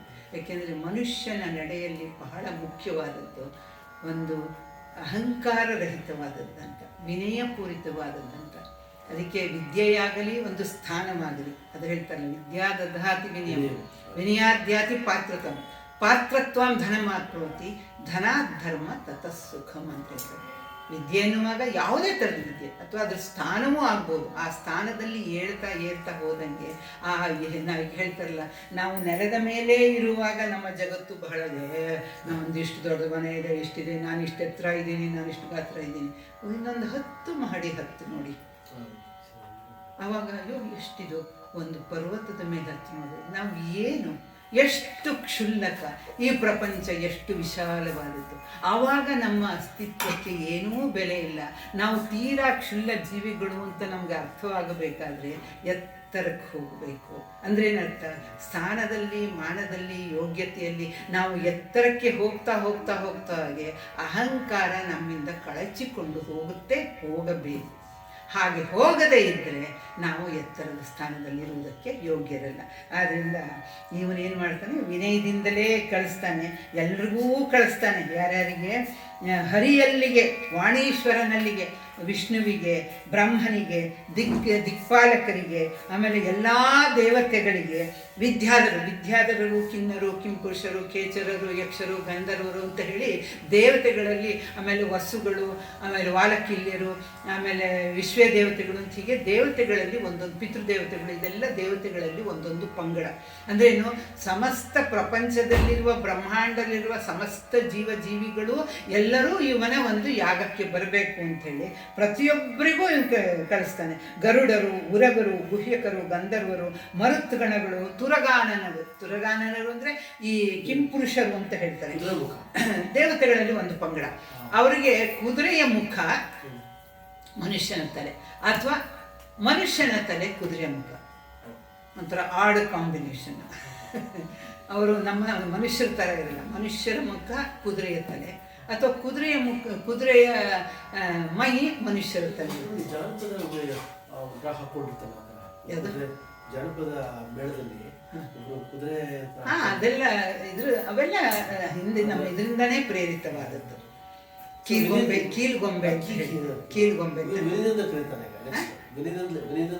ಎಲ್ಲರೂ ವಿನಯ ಇಲ್ಲದ್ರೆ ಯಾರು ಬರ್ತಿದ್ರು.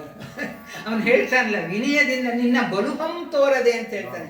ಬಲುಹು ಅಂದ್ರೆ ಅಹಂಕಾರ, ಮದ, ಒಂದು ಬರಿ ಒಂಥರ ಆಢ್ಯತೆ ಅಂತ ಹೇಳ್ತಾರಲ್ಲ, ಆಢ್ಯತೆಯನ್ನು ತೋರದೆ, ಅಹಂಕಾರವನ್ನು ತೋರದೆ ಹೇಳಿದ್ಮೇಲೆ ನಾವು ಏನೇ ನಮ್ಮನ್ನೊಂದು ಸಣ್ಣ ಕೆಲಸವಾಗಬೇಕಾದ್ರು ಅಥವಾ ದೊಡ್ಡ ಕೆಲಸವಾಗಬೇಕಾದ್ರು ನಮ್ಮ ಮನೆಗೆ ಆಹ್ವಾನಿತರು ಬರಬೇಕು ಅಂದಿದ್ರೆ ವಿನಯಪೂರ್ವಕವಾಗಿ ಸವಿನಯಪೂರ್ವಕ ಪ್ರಾರ್ಥನೆ ಅಂತ ಕೆಲವು ಮತ್ತೆ ಇಲ್ಲದ್ರೆ ಯಾರು ಬರ್ತಾರೆ? ಹೌದು ತಾನೆ? ಈಗ ಯಾರ ಮನೆಗೂ ಹೋಗಲ್ಲ, ಯಾವುದಕ್ಕೂ ಹೋಗಲ್ಲ, ಯಾವ ದುಡ್ಡಿನ ಆಸೆಗೂ ಹೋಗಲ್ಲ, ಯಾವ ಇದ್ರ ಆಸೆಗೂ ಹೋಗಲ್ಲ. ಆ ಗೌರವ ಇರಬೇಕು, ವಿನಯ ಇರಬೇಕು, ನಮ್ರತೆ ಇರಬೇಕು, ಆಮೇಲೆ ಕರೆಯುವುದರಲ್ಲಿ ಒಂದು ಪ್ರಾಮಾಣಿಕತೆ ಇರಬೇಕು. ಇಷ್ಟು ಇದ್ದಾಗ ಅದಕ್ಕೆ ನಾವು ಯಾರಾದರೂ ಕರಗಿ ಬರ್ತೀವಿ. ಇಲ್ಲದಿದ್ರೆ ನನಗೂ ನಿಮ್ಮ ಮನೇಲಿ ಏನು ಬೇಕು ಮಾಡ್ಕೊಂಡು, ಯಾರಿಗೂ ಯಾರದ್ದು ಬೇಡ. ಯಾಕೆಂದ್ರೆ ಇದು ಹೇಳ್ತಾರೆ, ಹಂಗಿನರ ಮನೆಗಿಂತ ಭಂಗಿ ಗುಡಿಲು ಲೇಸು ಅಂತ ಹೇಳಿ, ಮೃಷ್ಟಾನ್ನ ಭೋಜನಕ್ಕಿಂತ ನಮ್ಮನೆ ಗುಡಿಸಲಲ್ಲಿ ನಾವು ಗಂಜಿ ಕುಡ್ಕೊಂಡಿದ್ವಿ ಮೇಲೆ ಅಂತ. ಹಾಗೆ ಇವನು ಅದನ್ನು ಹೇಳ್ಕೊಟ್ಮೇಲೆ ಎಲ್ಲರ ಗರುಡರು, ಉರಗರು, ಗುಹ್ಯಕರು, ಗಂಧರ್ವರು, ಮರುಗರು, ತುರಗಾನನರು, ಹೀಗೆ ಅವರು ಇವರು ಎನ್ನದೆ ಕಡೆಯಲ್ಲಿ ಅದನ್ನು ಇದು ಸೇರಿಸ್ಬಿಡ್ತಾನೆ. ಅವರು ಇವರು ಎನ್ನದೆ ಬರಗಟ್ಟಿದೆ ನಮ್ಮದು. ಅಂದರೆ ಬಹಳ ಬೇಗನೆ ಏನು ಅವನಲ್ಲಿ ಶಿವನ ಮೇಲೆ ಸೇಡನ್ನು ತೀರಿಸ್ಕೊಡ್ಬೇಕು ಅನ್ನುವಂಥ ಒಂದು ಆ ಒಳಗಿನ ಅಹಂಕಾರದ ಮದದ ಒಂದು ಉತ್ತೇಕ ಹೇಗಿರುತ್ತೆ ಅಂದರೆ ಇನ್ನು ತಡ ಮಾಡೋ ಹಾಗಿಲ್ಲ, ಆದಷ್ಟು ಬೇಗ ಮಾಡಬೇಕು ಅಂತೇಳಿ ಎಷ್ಟು ಚೆನ್ನಾಗಿ ಪದ ಉಪಯೋಗಿಸ್ತಾನೆ. ಬರದಟ್ಟಿದನು ಹಿಂದೇ ಬರಬೇಕೆಂದು ಓಲೆಗಳ ಕಡೆಯಲ್ಲಿ ಕವಿ ಹೇಳ್ತಾನೆ, ಪಾಪಾತುರನು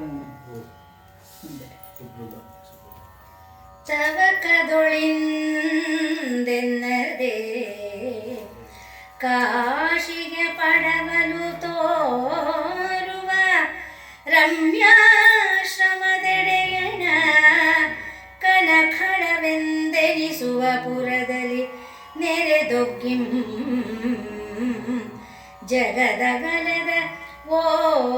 ಜಗಲಗದಲ್ಲಿ ಓಲಗವಿತ್ತು ಸಭಾಜನಕ್ಕೆ. ಶಿವ ಶಿವ ಶಿವ ಶಿವ ಎನಗನುಮತಿ ಕೊಟ್ಟು ಉದ್ಧರಿಪುದು ಯಾಗವನು ಒಂದಂ ಮಾಡುವೆನೆಂದು ಆದಕ್ಷಂ ಭಿನ್ನವಿಸೆ ಶಿವದ್ರೋಹ ಮಿದು ಎಂದರಿಯದೆ ಒಡಂಬಟ್ಟವರು ತಮ್ಮಳಿವಿಂಗೆ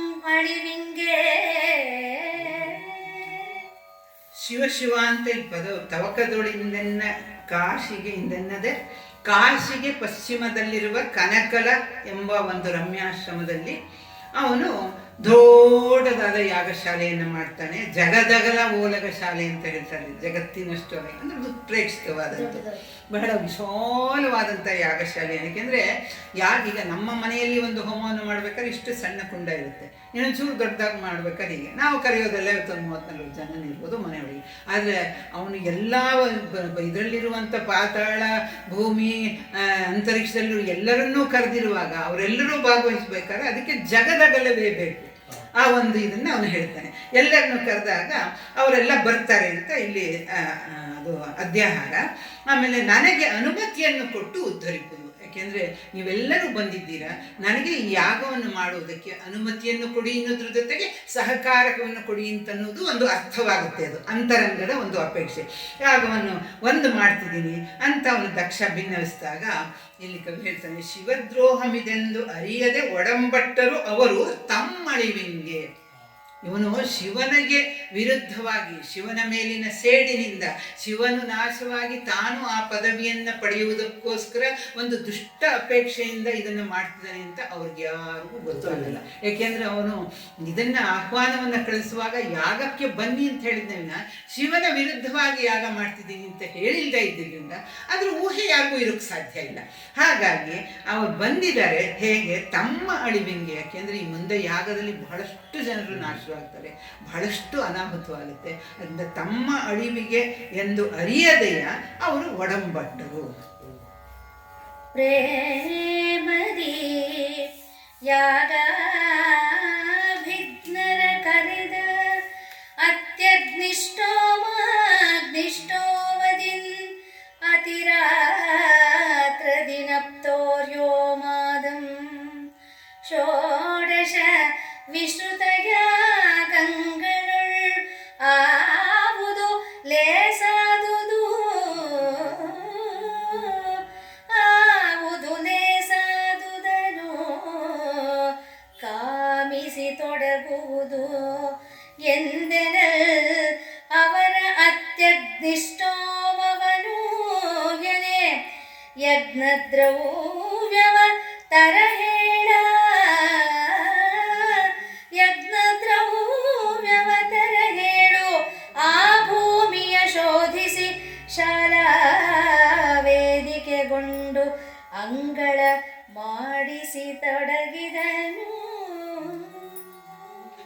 ಎಲ್ಲರನ್ನು ವಿನಯದಿಂದ ಪ್ರೀತಿಯಿಂದ ಎಲ್ಲರನ್ನ ಕರೆಸ್ತಾನೆ. ಕರೆಸ್ಬಿಟ್ಟು ಒಂದು ಯಾಗವನ್ನು ಮಾಡಬೇಕು. ಯಾವುದು ಶ್ರೇಷ್ಠವಾದ ಯಾಗ ಅಂದಾಗ ಅತ್ಯಗ್ನಿಷ್ಠೋಮ ಯಾಗ ಅಂತ ಹೇಳ್ತಾರೆ. ಇದ್ರದ್ದು ವಿವರ ನನಗೆ ಸಿಗಲಿಲ್ಲ. ಅಗ್ನಿಷ್ಠೋಮ ಯಾಗ ಅಂದರೆ ಯಾಗಗಳಲ್ಲಿ ಯಾವುದು ವಾಜಪೇಯಿ ಯಾಗ, ರಾಜಸೂಯ ಯಾಗ, ಸೋಮಯಾಗ, ಆಮೇಲೆ ಇದು ಯಾವುದು ಪುತ್ರಕಾಮೇಷ್ಟಿ ಯಾಗ, ಅಗ್ನಿಷ್ಠೋಮ ಯಾಗ, ಜ್ಯೋತಿಷ್ಠೋಮ ಯಾಗ, ಹೀಗೆ ಬಹಳಷ್ಟು ಇದೆ. ಕುಮಾರವ್ಯಾಸ ಹೇಳ್ತಾನೆ, ಭಾರತದಲ್ಲಿ ಒಂದು ಅಕ್ಷರ ಕೇಳಿದ್ರಿಗೆ ಜ್ಯೋತಿಷ್ಠೋಮ ಯಾಗದ ಫಲ ಅಂತ ಹೇಳ್ತಾರೆ. ಯಾಕೆಂದರೆ ಅವೆಲ್ಲ ಒಂದು ಕಾಲದಲ್ಲಿ ನಡೀತಾ ಇತ್ತು. ಇವೆಲ್ಲ ಕಾಮ್ಯ ಕರ್ಮಗಳು ಅಂತ ಹೇಳ್ತಾರೆ. ಕಾಮ್ಯ ಕರ್ಮ ಅಂದರೆ ಯಾವುದನ್ನೋ ಒಂದು ತನ್ನ ಉನ್ನತಿ ಅಥವಾ ತನಗೆ ಏನೋ ಒಂದನ್ನು ಬಯಸಿ, ಫಲವನ್ನು ಬಯಸಿ ಮಾಡುವಂತಹ ಒಂದು ಕಾಮ್ಯ ಕರ್ಮಗಳು ಹೇಳಿದ್ನಲ್ಲ. ನಿತ್ಯ, ನೈಮಿತ್ತಿಕ, ಕಾಮ್ಯ, 3 ತರಹದ ಒಂದು ಯಜ್ಞ ಅನ್ನೋದಕ್ಕೆ ನಾನು ಹೇಳಿದ್ನಲ್ಲ, ಪೂಜೆ ಅರ್ಚನೆ ಅಂತಲೇ ಇರುತ್ತೆ. ಆದರೆ ನಮ್ಮಲ್ಲಿ ಏನು ಅಂದರೆ ಯಜ್ಞ ಅಂದರೆ ಹೋಮನ ಕುಂಡವನ್ನು ಮಾಡಿ ಅದರಲ್ಲಿ ಹವಿಸ್ಸನ್ನು ಅರ್ಪಿಸುವುದು ಅಂತಿದೆ. ಆಮೇಲೆ ಒಂದು ಮಾತನ್ನು ಇಲ್ಲಿ ಹೇಳಬೇಕು ಅಂದರೆ, ನಮ್ಮಲ್ಲಿ ಒಂದು ಈ ಲಿಬ್ರ್ಯಾಂಡ್ಸ್ ಅಂತ ಏನು ಹೇಳ್ತಾರೆ, ಅವರಿಗೆ ಬಹಳ ತಿರಸ್ಕಾರ ಇದೆ ಯಜ್ಞ ಯಾಗಗಳ ಬಗ್ಗೆ. ಈ ಬೇರೆದು ಹೇಗೋ ಗೊತ್ತಿಲ್ಲ, ಆದರೆ ಮನೆಗಳಲ್ಲಿ ಹೋಮವನ್ನು ಮಾಡ್ತಾರೆ. ಅದರಲ್ಲಿ ಕೆಲವು ಔಷಧೀಯ ಇದನ್ನು ವಸ್ತುಗಳನ್ನು ಅದಕ್ಕೆ ತುಪ್ಪವನ್ನು ಹಾಕಿದ್ದು ಮಾಡ್ತಾರೆ. ಅದರ ಹೊಗೆ ಬಹಳ ಆರೋಗ್ಯಕರವಾದ್ದು ಅಂತ ಹೇಳ್ತಾರೆ. ಇದಕ್ಕೆ ನಾನು ಒಂದು ಉದಾಹರಣೆಯನ್ನು ನಾನು ಹೇಳಬೇಕು ಅಂದರೆ, ಈ ಆಸ್ಟ್ರೇಲಿಯಾದ ಒಂದು ಫ್ಯಾಮಿಲಿ ಇದೆಯಂತೆ. ಅದು ಕರ್ನಾಟಕದಲ್ಲೋ ಎಲ್ಲೋ ಒಂದು ಕಡೆ ಬಂದು ಅವರು ಆ ಹಿಂದಿನ ಕಾಲದಲ್ಲಿ ಮನೆ ಮಾಡಿದ ಥರ ಇಡೀ ಫ್ಯಾಮಿಲಿ ತನ್ನ ಗಂಡ ಹೆಂಡತಿ ಮಕ್ಕಳು ಎಲ್ಲ ಬಂದು ಓಮಾಶ್ರಮ ಅಂತಲೂ ಏನೋ ಹೆಸರಿಟ್ಟು ಸಂಪೂರ್ಣವಾಗಿ ಗೋವುಗಳನ್ನು ಸಾಕಿ ಅದರಿಂದ ಉತ್ಪನ್ನವಾದದ್ರಿಂದ ಕೃಷಿಯನ್ನು ಮಾಡಿ ಆಮೇಲೆ ಹೋಮಗಳನ್ನು ಮಾಡಿ ರುದ್ರವನ್ನು ಪ್ರತಿದಿನ ಹೇಳಿ ಅವರು ಯಾರೂ ಕಾಯಿಲೆ ಮಲಗಿಲ್ವಂತೆ. ಒಂದು ಉದಾಹರಣೆ ನೀವು ಓದಿರೋದು ಗೊತ್ತಿಲ್ಲ, ಈಗ 1984 ಯೂನಿಯನ್ ಕಾರ್ಬೈಡ್ ಗೊತ್ತಿರ್ಬೋದು. ಯೂನಿಯನ್ ಕಾರ್ಬೈಡ್ ಅಂತ ಒಂದು ಈ ರಾಸಾಯನಿಕ ಗೊಬ್ಬರಗಳನ್ನು ಇದಾಯಿತು. ಅದು ಇದ್ದಕ್ಕಿದ್ದ ಹಾಗೆ ಬ್ಲಾಸ್ಟ್ ಆಯಿತು. ಆವಾಗ ತುಂಬ ಜನ ಸತ್ತೋದ್ರು ವಿಷಯದಿಂದ. ಹೌದಾ, ಗ್ಯಾಸ್ ಲೀಕ್ ಆದಾಗ ಆ ಭೋಪಾಲಿನಲ್ಲೇ ಕೆಲವು ಕುಟುಂಬಗಳಿತ್ತಂತೆ. ಆ ಕುಟುಂಬಗಳು ನಿಯತವಾಗಿ ಹೋಮವನ್ನು ಮಾಡಿ ಈ ಒಂದು ಔಷಧೀಯ ಸಸ್ಯಗಳು, ಮೂಲಿಕೆಗಳು, ಬೀಜಗಳು ಈ ಥರದ್ದನ್ನೆಲ್ಲ ಹೋಮ ಮಾಡ್ತಿದ್ದೆ. ಅವರಿಗೆ ಇದರಿಂದ ಏನು ಎಫೆಕ್ಟ್ ಆಗಿಲ್ಲ. ನೀವು ಓದಿರ್ಬೋದು ಅಂತ ಏನು ಎಫೆಕ್ಟ್ ಆಗಿಲ್ಲ ಅಂತ. ಅದು ನಮ್ಮದು ಯಾವುದೇ ಹಳೆಯದು ಅಂದರೂ ಅದನ್ನು ತಿರಸ್ಕಾರವಾಗಿ ಕಾಣುವಂಥ ಒಂದು ಕೆಟ್ಟ ಪರಿಣಾಮ ಬಂದಿದೆ. ಸೋಕಾಲ್ಡ್ ಬುದ್ಧಿಜೀವಿಗಳು ಅವರಿಗೆ ಇಸ್ಲಾಂ ಧರ್ಮವನ್ನು ಟೀಕಿಸೋ ಧೈರ್ಯ ಇಲ್ಲ, ಕ್ರಿಶ್ಚಿಯನ್ ಧರ್ಮನ ಟೀಕಿಸೋ ಧೈರ್ಯ ಇಲ್ಲ. ನಮ್ಮಲ್ಲಿ ಇಲ್ಲದೇ ಇದ್ದದ್ದು ಎಲ್ಲದನ್ನು ಸೇರಿ ಇದು ಮಾಡ್ತಾರೆ. ಆ ಫ್ಯಾಮಿಲಿ ಯಾವುದು ಅದನ್ನು ಹೋಮವನ್ನು ನಡೆಸ್ಕೊಂಡು ಬರ್ತಿದ್ರು ಅವರಿಗೆ ಯೂನಿಯನ್ ಕಾರ್ಬೈಡ್ನ ವಿಷಯುಕ್ತವಾದ ಅನಿಲದಿಂದ ಯಾವ ಪರಿಣಾಮವನ್ನು ಆಗಲಿಲ್ಲ. ಮನೆಯಲ್ಲಿ ಅದಕ್ಕೆ ಸಿಗತ್ತೆ ಇದರಲ್ಲಿ. ಅದನ್ನು ಸ್ವಲ್ಪ ಮಾಡಿದ್ರು ಸಾಕು. ಈ ಮನೇಲಿ ನಮ್ಮ ತಾಯಿಯವ್ರಿಗೆ ಇದು ಮಾಡಿದ್ವಿ, ಅದು ಕನಕಾಭಿಷೇಕ ಮಾಡಿಸಿದ್ವಿ. ಕೂತರ ಕಡೆ ಮೃತ್ಯುಂಜಯ ಹೋಮ ಆಗಿದೆ, ಲಕ್ಷ್ಮೀನಾರಾಯಣ ಆಗಿದೆ, ಆಮೇಲೆ ನವಗ್ರಹ ಹೋಮ ಆಗಿದೆ. 1992 ಕನಕಾಭಿಷೇಕ. ಅದಕ್ಕೆ ಹೇಳಿದೆ ಪುಣ್ಯವಂತರು, ಅವರು ಪುಣ್ಯವಂತರು. ನಿಮಗೂ ಆ ಸುಯೋಗ ಸಿಗುತ್ತೆ ಅಲ್ವಾ? ಎಲ್ರಿಗೂ ಎಲ್ಲಿ ಸಿಗುತ್ತೆ. ಅಮ್ಮ ತುಂಬಾ ಪುಣ್ಯವಂತರು ಅಲ್ಲಿದ್ದಾರಲ್ಲ, ಇವರು ಹಾಗೆ ಅಲ್ವಾ? ಎಷ್ಟು ಕಳೆಯಾಗಿದ್ದಾರೆ.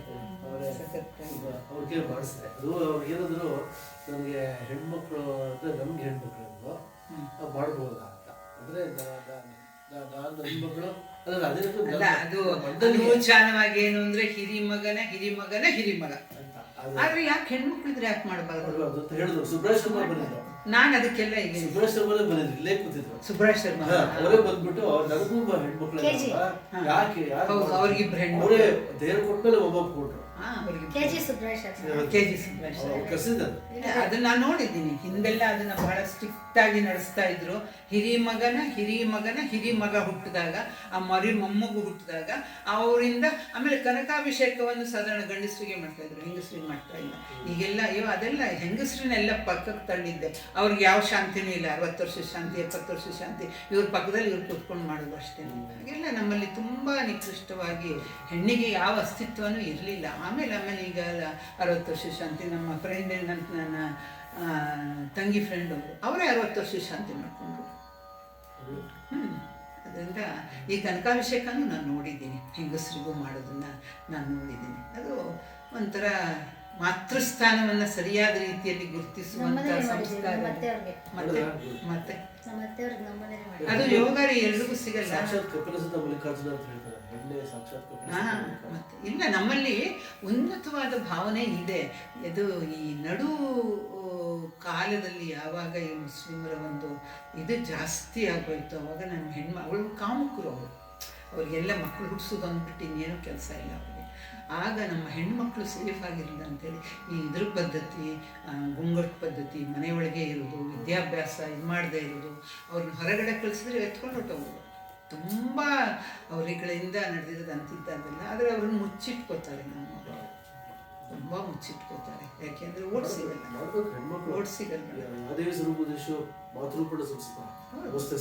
ಇದೆಯಲ್ಲ ಮಸ್ತಸ್ಸೆ.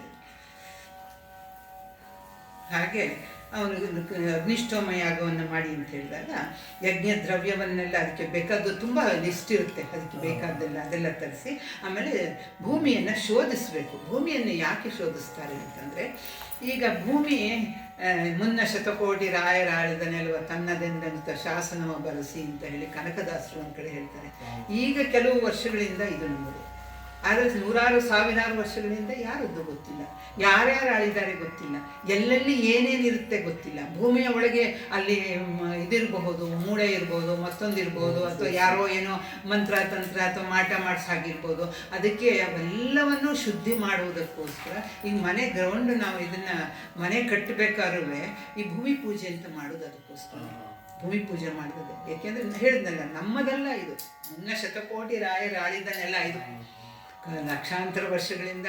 ಈಗ ಒಂದ್ಸತಿ ನಾವು ರಿಜಿಸ್ಟರ್ ಮಾಡ್ಕೊಂಡು ನಮ್ಮನೆಲ್ಲ ಅನ್ಕೋತೀವಿ. ಅದಕ್ಕೆ ಮುಂಚೆ ಏನಿತ್ತು, ಸ್ಮಶಾನ ಇತ್ತು, ಮತ್ತೊಂದಿತ್ತು, ಅಲ್ಲಿ ಯಾರೋ ದುಷ್ಟರಾಗಿರೋ ಕೊಲೆ ನಡೆದಿತ್ತು, ಸುಲಿಗೆ ನಡೆದಿತ್ತು, ಅದು ಏನು ಅಂತ ಗೊತ್ತಿಲ್ಲ.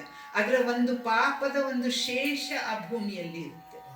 ಹಾಗೆ ಶುದ್ಧಿಯನ್ನು ಮಾಡದೇ ಇದ್ದರೆ, ಮಂತ್ರಪೂರ್ವಕವಾಗಿ ಅಥವಾ ಒಂದು ವಿಧಿಪೂರ್ವಕವಾಗಿ ಮಾಡದೇ ಇದ್ದರೆ ಮುಂದೆ ತೊಂದರೆ ಆಗುತ್ತೆ ಎನ್ನುವ ಒಂದು ನಂಬಿಕೆ ನಮ್ಮಲ್ಲಿ ಅನೂಚಾನವಾಗಿ ಬಂದಿದ್ದರಿಂದ ಮನೆಯ ಒಂದು ಕಟ್ಟಬೇಕಾದರೂ ಒಂದು ಭೂಮಿ ಪೂಜೆಯನ್ನು ಮಾಡ್ತಾರೆ. ಭೂಮಿ ಪೂಜೆಯ ಉದ್ದೇಶ ಅದು. ಅದ್ರ ಮಂತ್ರಗಳೆಲ್ಲ ನೀವು ಸರಿಯಾಗಿ ಕೇಳಿಸ್ಕೊಂಡ್ರೆ ಗೊತ್ತಾಗುತ್ತೆ ಅದು. ಇನ್ನು ಯಾಗ ಮಾಡಬೇಕಾದ್ರೆ ಬಹಳ ದೊಡ್ಡದಾದಂಥ ನೆಲದಲ್ಲಿ ಯಾಗಶಯನೆಯನ್ನು ಮಾಡುವಾಗ ಆಗ ಭೂಮಿಯನ್ನು ಶೋಧಿಸಿ, ಹಾಗೆ ಭೂಮಿಯನ್ನು ಶೋಧಿಸಿ ಶಾಲಾ ವೇದಿಕೆ ವರ್ಣಗಳ ಮಾಡಿಸತೊಡಗಿದ. ಘನಕುಂಡವ ಢಮರುಗ ವೇದಿಕೆಯಂ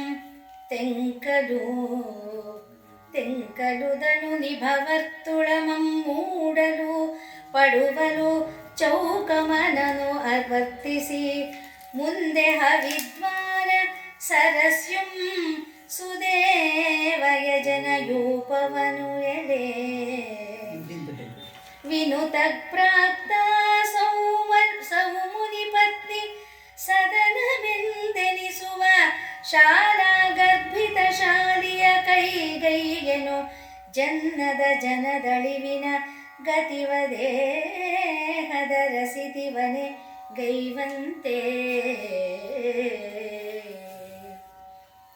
ಹೊಸ ಮೊರ ಸುರಗಿ ಕಪಾಲ ಉಲೂಖ ಮೃಗಾಜಿನ ಮಶಲಂ ಸರ್ಪಿ ಧ್ರುಮನು ಶುಮತಪ ನಿಗ್ರಹ ಕುಶ ಸೋಮವು ವಾರುಣಿ ಮಥನಿ ಮಹಾವಿರಣಿ ವಿಷಾಣಂ ಶಂಖಂ ಶಶಕೋಪರ ವಾಸಂಧಿಗಳೆನಿಸುವ ಪರಿಕರ ವಿಸರವನುದವಿಸಿ ಬಾಧಿರಿ ಯುಪಶಮಿ ರಜಪಶುವಂ ಶಸ್ತ್ರಂ ರಜ್ಜುಂಗಳ ತರಿಸಿದನು ಆದ್ರೋಹಾಲಂಬಕನು ತರಿಸಿದನು. ಇದರಲ್ಲಿ ಯಜ್ಞದ ಒಂದು ಸಿದ್ಧತೆಗಳ ಬಗ್ಗೆ ಹೇಳಿದ್ದಾರೆ. ಏನೋ ದೊಡ್ಡ ಕುಂಡವನ್ನು ಮಾಡಿಸ್ತಾ, ಡಮರುಗಾಕಾರದ ವೇದಿಕೆ ಮಾಡಿಸ್ತಾ, ಯಾಗದ ಸಿದ್ಧತೆಗಳನ್ನ, ಆಮೇಲೆ ಹೊಸ ಮೊರ, ಸುರಭಿ, ಕಪಾಲ, ಉಲುಕ್, ಅಂದರೆ ಯಾವ ಯಾಗವನ್ನು ಮಾಡ್ತಿದ್ದಾರೆ, ಅದರ ಉದ್ದೇಶವೇನು, ಅದರ ಒಂದು ದೇವತೆ ಯಾರು, ಅದು ದುಷ್ಟವೋ ನೀಚವೋ ಅಥವಾ ಸಾತ್ವಿಕ ಯಾಗವೋ ರಾಜಸವೋ ತಾಮಸವೋ ಅನ್ನೋದ್ರ ಮೇಲೆ ಅದಕ್ಕೆ ಬೇಕಾಗುವ ಪರಿಕರಗಳು ನಿಶ್ಚಯವಾಗುತ್ತೆ. ಆ ರೀತಿ ಇಲ್ಲಿ ಮೃಗಾಜಿನ, ಸರ್ಪಿ ಅಂದರೆ ತುಪ್ಪ, ಸೋಮ, ಕುಶ, ಹೀಗೆ ಉದ್ದಕ್ಕೆ ಇದರ ಒಂದು ಪಟ್ಟಿಯನ್ನು ಕೊಡ್ತಾ ಹೋಗ್ತಾರೆ. ಇದರಲ್ಲೇನು ತುಂಬ ಸ್ವಾರಸ್ಯಕರವಾದ್ದಿಲ್ಲ.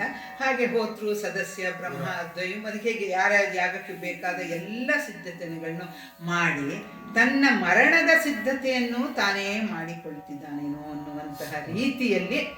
ಯಾಕೆಂದರೆ ಈ ಒಂದು ದ್ವೇಷಪೂರಿತವಾಗಿ ಮಾಡುವಂತಹ ಯಾಗದ ಪರಿಣಾಮ ಕೆಡುಕಾಗೇ ಇರುತ್ತೆ. ಆದರೆ ಒಂದು ಮದದ ಮತ್ತನಾದಂಥವನ ಕಣ್ಣು ಕುರುಡಾಗಿದೆ. ಅವನು ಅದರ ಮುಂದಿನ ಅವನಿಗೆ ತಕ್ಷಣದ ಸೇಡಿನ ಒಂದು ಸೇಡು ತೀರಿಸ್ಕೊಳ್ಬೇಕಾಗಿದೆ, ಅಪಮಾನಿಸಬೇಕಾಗಿದೆ. ಎರಡು, ಅಪಮಾನವನ್ನು ಮಾಡುವ ಮೂಲಕ ತನಗಾದ ಅಪಮಾನದ ಸೇಡನ್ನು ತೀರಿಸ್ಕೊಳ್ಬೇಕು. ಆಮೇಲೆ ಇನ್ನೊಂದು ನಿರೀಶ್ವರ ಯಾಗ ಅಂತ ಕೆಲವು ಕಡೆ ಹೇಳ್ತಾರೆ. ಈಶ್ವರನೇ ಇಲ್ಲದಂತ ಹಾಗೆ ಮಾಡಿ ಅವನ ಅವಸಾನವನ್ನು ಮಾಡಿ ತಾನು ಆ ಪಟ್ಟದಲ್ಲಿ ಕೂತ್ಕೋಬೇಕು ಅಂತ. ಇದು ಒಟ್ಟಿನಲ್ಲಿ ಪೂರ ತಾಮಸಿ ಇಚ್ಛೆಯ ಒಂದು ಯಾಗವಾದ್ದರಿಂದ ಅದಕ್ಕೆ ಇಲ್ಲಿ ಕಡೆಯಲ್ಲಿ ಹೇಳ್ತಾರೆ, ತನ್ನ ಮರಣವನ್ನೇ ತಾನು ಇದನ್ನು ಮಾಡುವಂತಾರೆ ಅಂತ ತನ್ನ ಒತ್ತಾಸನವನಿತ್ತನು ಸಹ ಮರಣಾಸನ್ನ ಪ್ರೀತನು. ತನ್ನ ಮರಣಕ್ಕೆ ತಾನೇ ಒಂದು ಇದನ್ನು ಬರೆದುಕೊಂಡಂತಹ ರೀತಿಯಲ್ಲಿ ಅವನು ಮಾಡ್ತಿದ್ದಾನೆ. ಆದರೆ ಶಿವದ್ವೇಷಿಯ ನಡೆಸುತ್ತಿರುವ ಯಾಗ, ಇದರಲ್ಲಿ ಶಿವನ ಒಂದು ಅವಸಾನವಾಗಿ ತಾನು ಆ ಪಟ್ಟವನ್ನು ಪಡಿಬೇಕು, ಹೀಗೆಲ್ಲ ಇವನ ದುಷ್ಟವಾದಂತಹ ಒಂದು ನೀಚ ಅಪೇಕ್ಷೆಯ ಅರಿವಿಲ್ಲದ್ರಿಂದ ಅವರೆಲ್ಲ ಸಹಕರಿಸ್ತಾರೆ. ಆದರೆ ಇದರ ಅಂತ್ಯ ಏನು ಅನ್ನೋದನ್ನು ಕವಿ ಇಲ್ಲಿ ಹೇಳ್ತಾನೆ. ಅವನು ತನ್ನ ಮರಣ ಶಾಸನವನ್ನು ತಾನೇ ಬರೆದುಕೊಂಡನು ಅನ್ನೋ ರೀತಿಯಲ್ಲಿ ಮಾಡಿ ಯಜ್ಞದ ರಕ್ಷೆ ಕಾಹನು ಕೇಳಲು ಕರೆದಂ ದಿಗುಪಾಲರನು. ಈ ಯಜ್ಞವನ್ನು ಒಂದು ನಿರ್ವಿಘ್ನವಾಗಿ ನೆರವೇರಿಸಬೇಕಾದ್ರೆ ಏನೇ ಒಂದು ಮಾಡಬೇಕಾದ್ರೂ ಅಲ್ಲಿ ಪೊಲೀಸ್ನವರು ಅವರು ಇವರು ಬೇಕೇಬೇಕು. ಹಾಗೆ ದಿಕ್ಪಾಲಕರು, ಇದು ಅರ್ಥವತ್ತಾಗಿದೆ. ದಿಕ್ಪಾಲಕರು ಅನ್ನೋದನ್ನೇ ಯಾಕೆ ಕರೆದ? ದಿಕ್ಕುಗಳಿಂದ ಅವರು ರಕ್ಷಿಸ್ತಾರೆ. ಈ ಆಕ್ರಮಣ ಅಂತನ್ನೋದು, ದಾಳಿ ಅಂತನ್ನೋದು ಯಾವ ದಿಕ್ಕಿನಿಂದಲಾದರೂ ಬರಬೇಕು. ಅದಕ್ಕೆ ನೋಡಿ ಎಷ್ಟು ಅರ್ಥವತ್ತಾಗಿದೆ. ಯಾರನ್ನೂ ನೆನೆಸಲಿಲ್ಲ. ದಿಕ್ಕುಗಳಿಂದ ಕಾಯುವಂತಹ, ದಿಕ್ಕುಗಳಿಗೆ ಅಧಿಪತಿಯಾದಂತಹ ದಿಕ್ಪಾಲರನ್ನೇ ದಿಕ್ಕುಗಳಿಂದ ಬರಬಹುದಾದಂತಹ ಒಂದು ಆಕ್ರಮಣವನ್ನು, ಅತಿಕ್ರಮಣವನ್ನು ಅಥವಾ ಅಪಾಯವನ್ನು ರಕ್ಷಿಸುವುದಕ್ಕೋಸ್ಕರ ನೇಮಿಸ್ತಾನೆ. ಹೋತೃ ಸದಸ್ಯೋ ಬ್ರಹ್ಮ ಅದ್ವೈರ್ಯ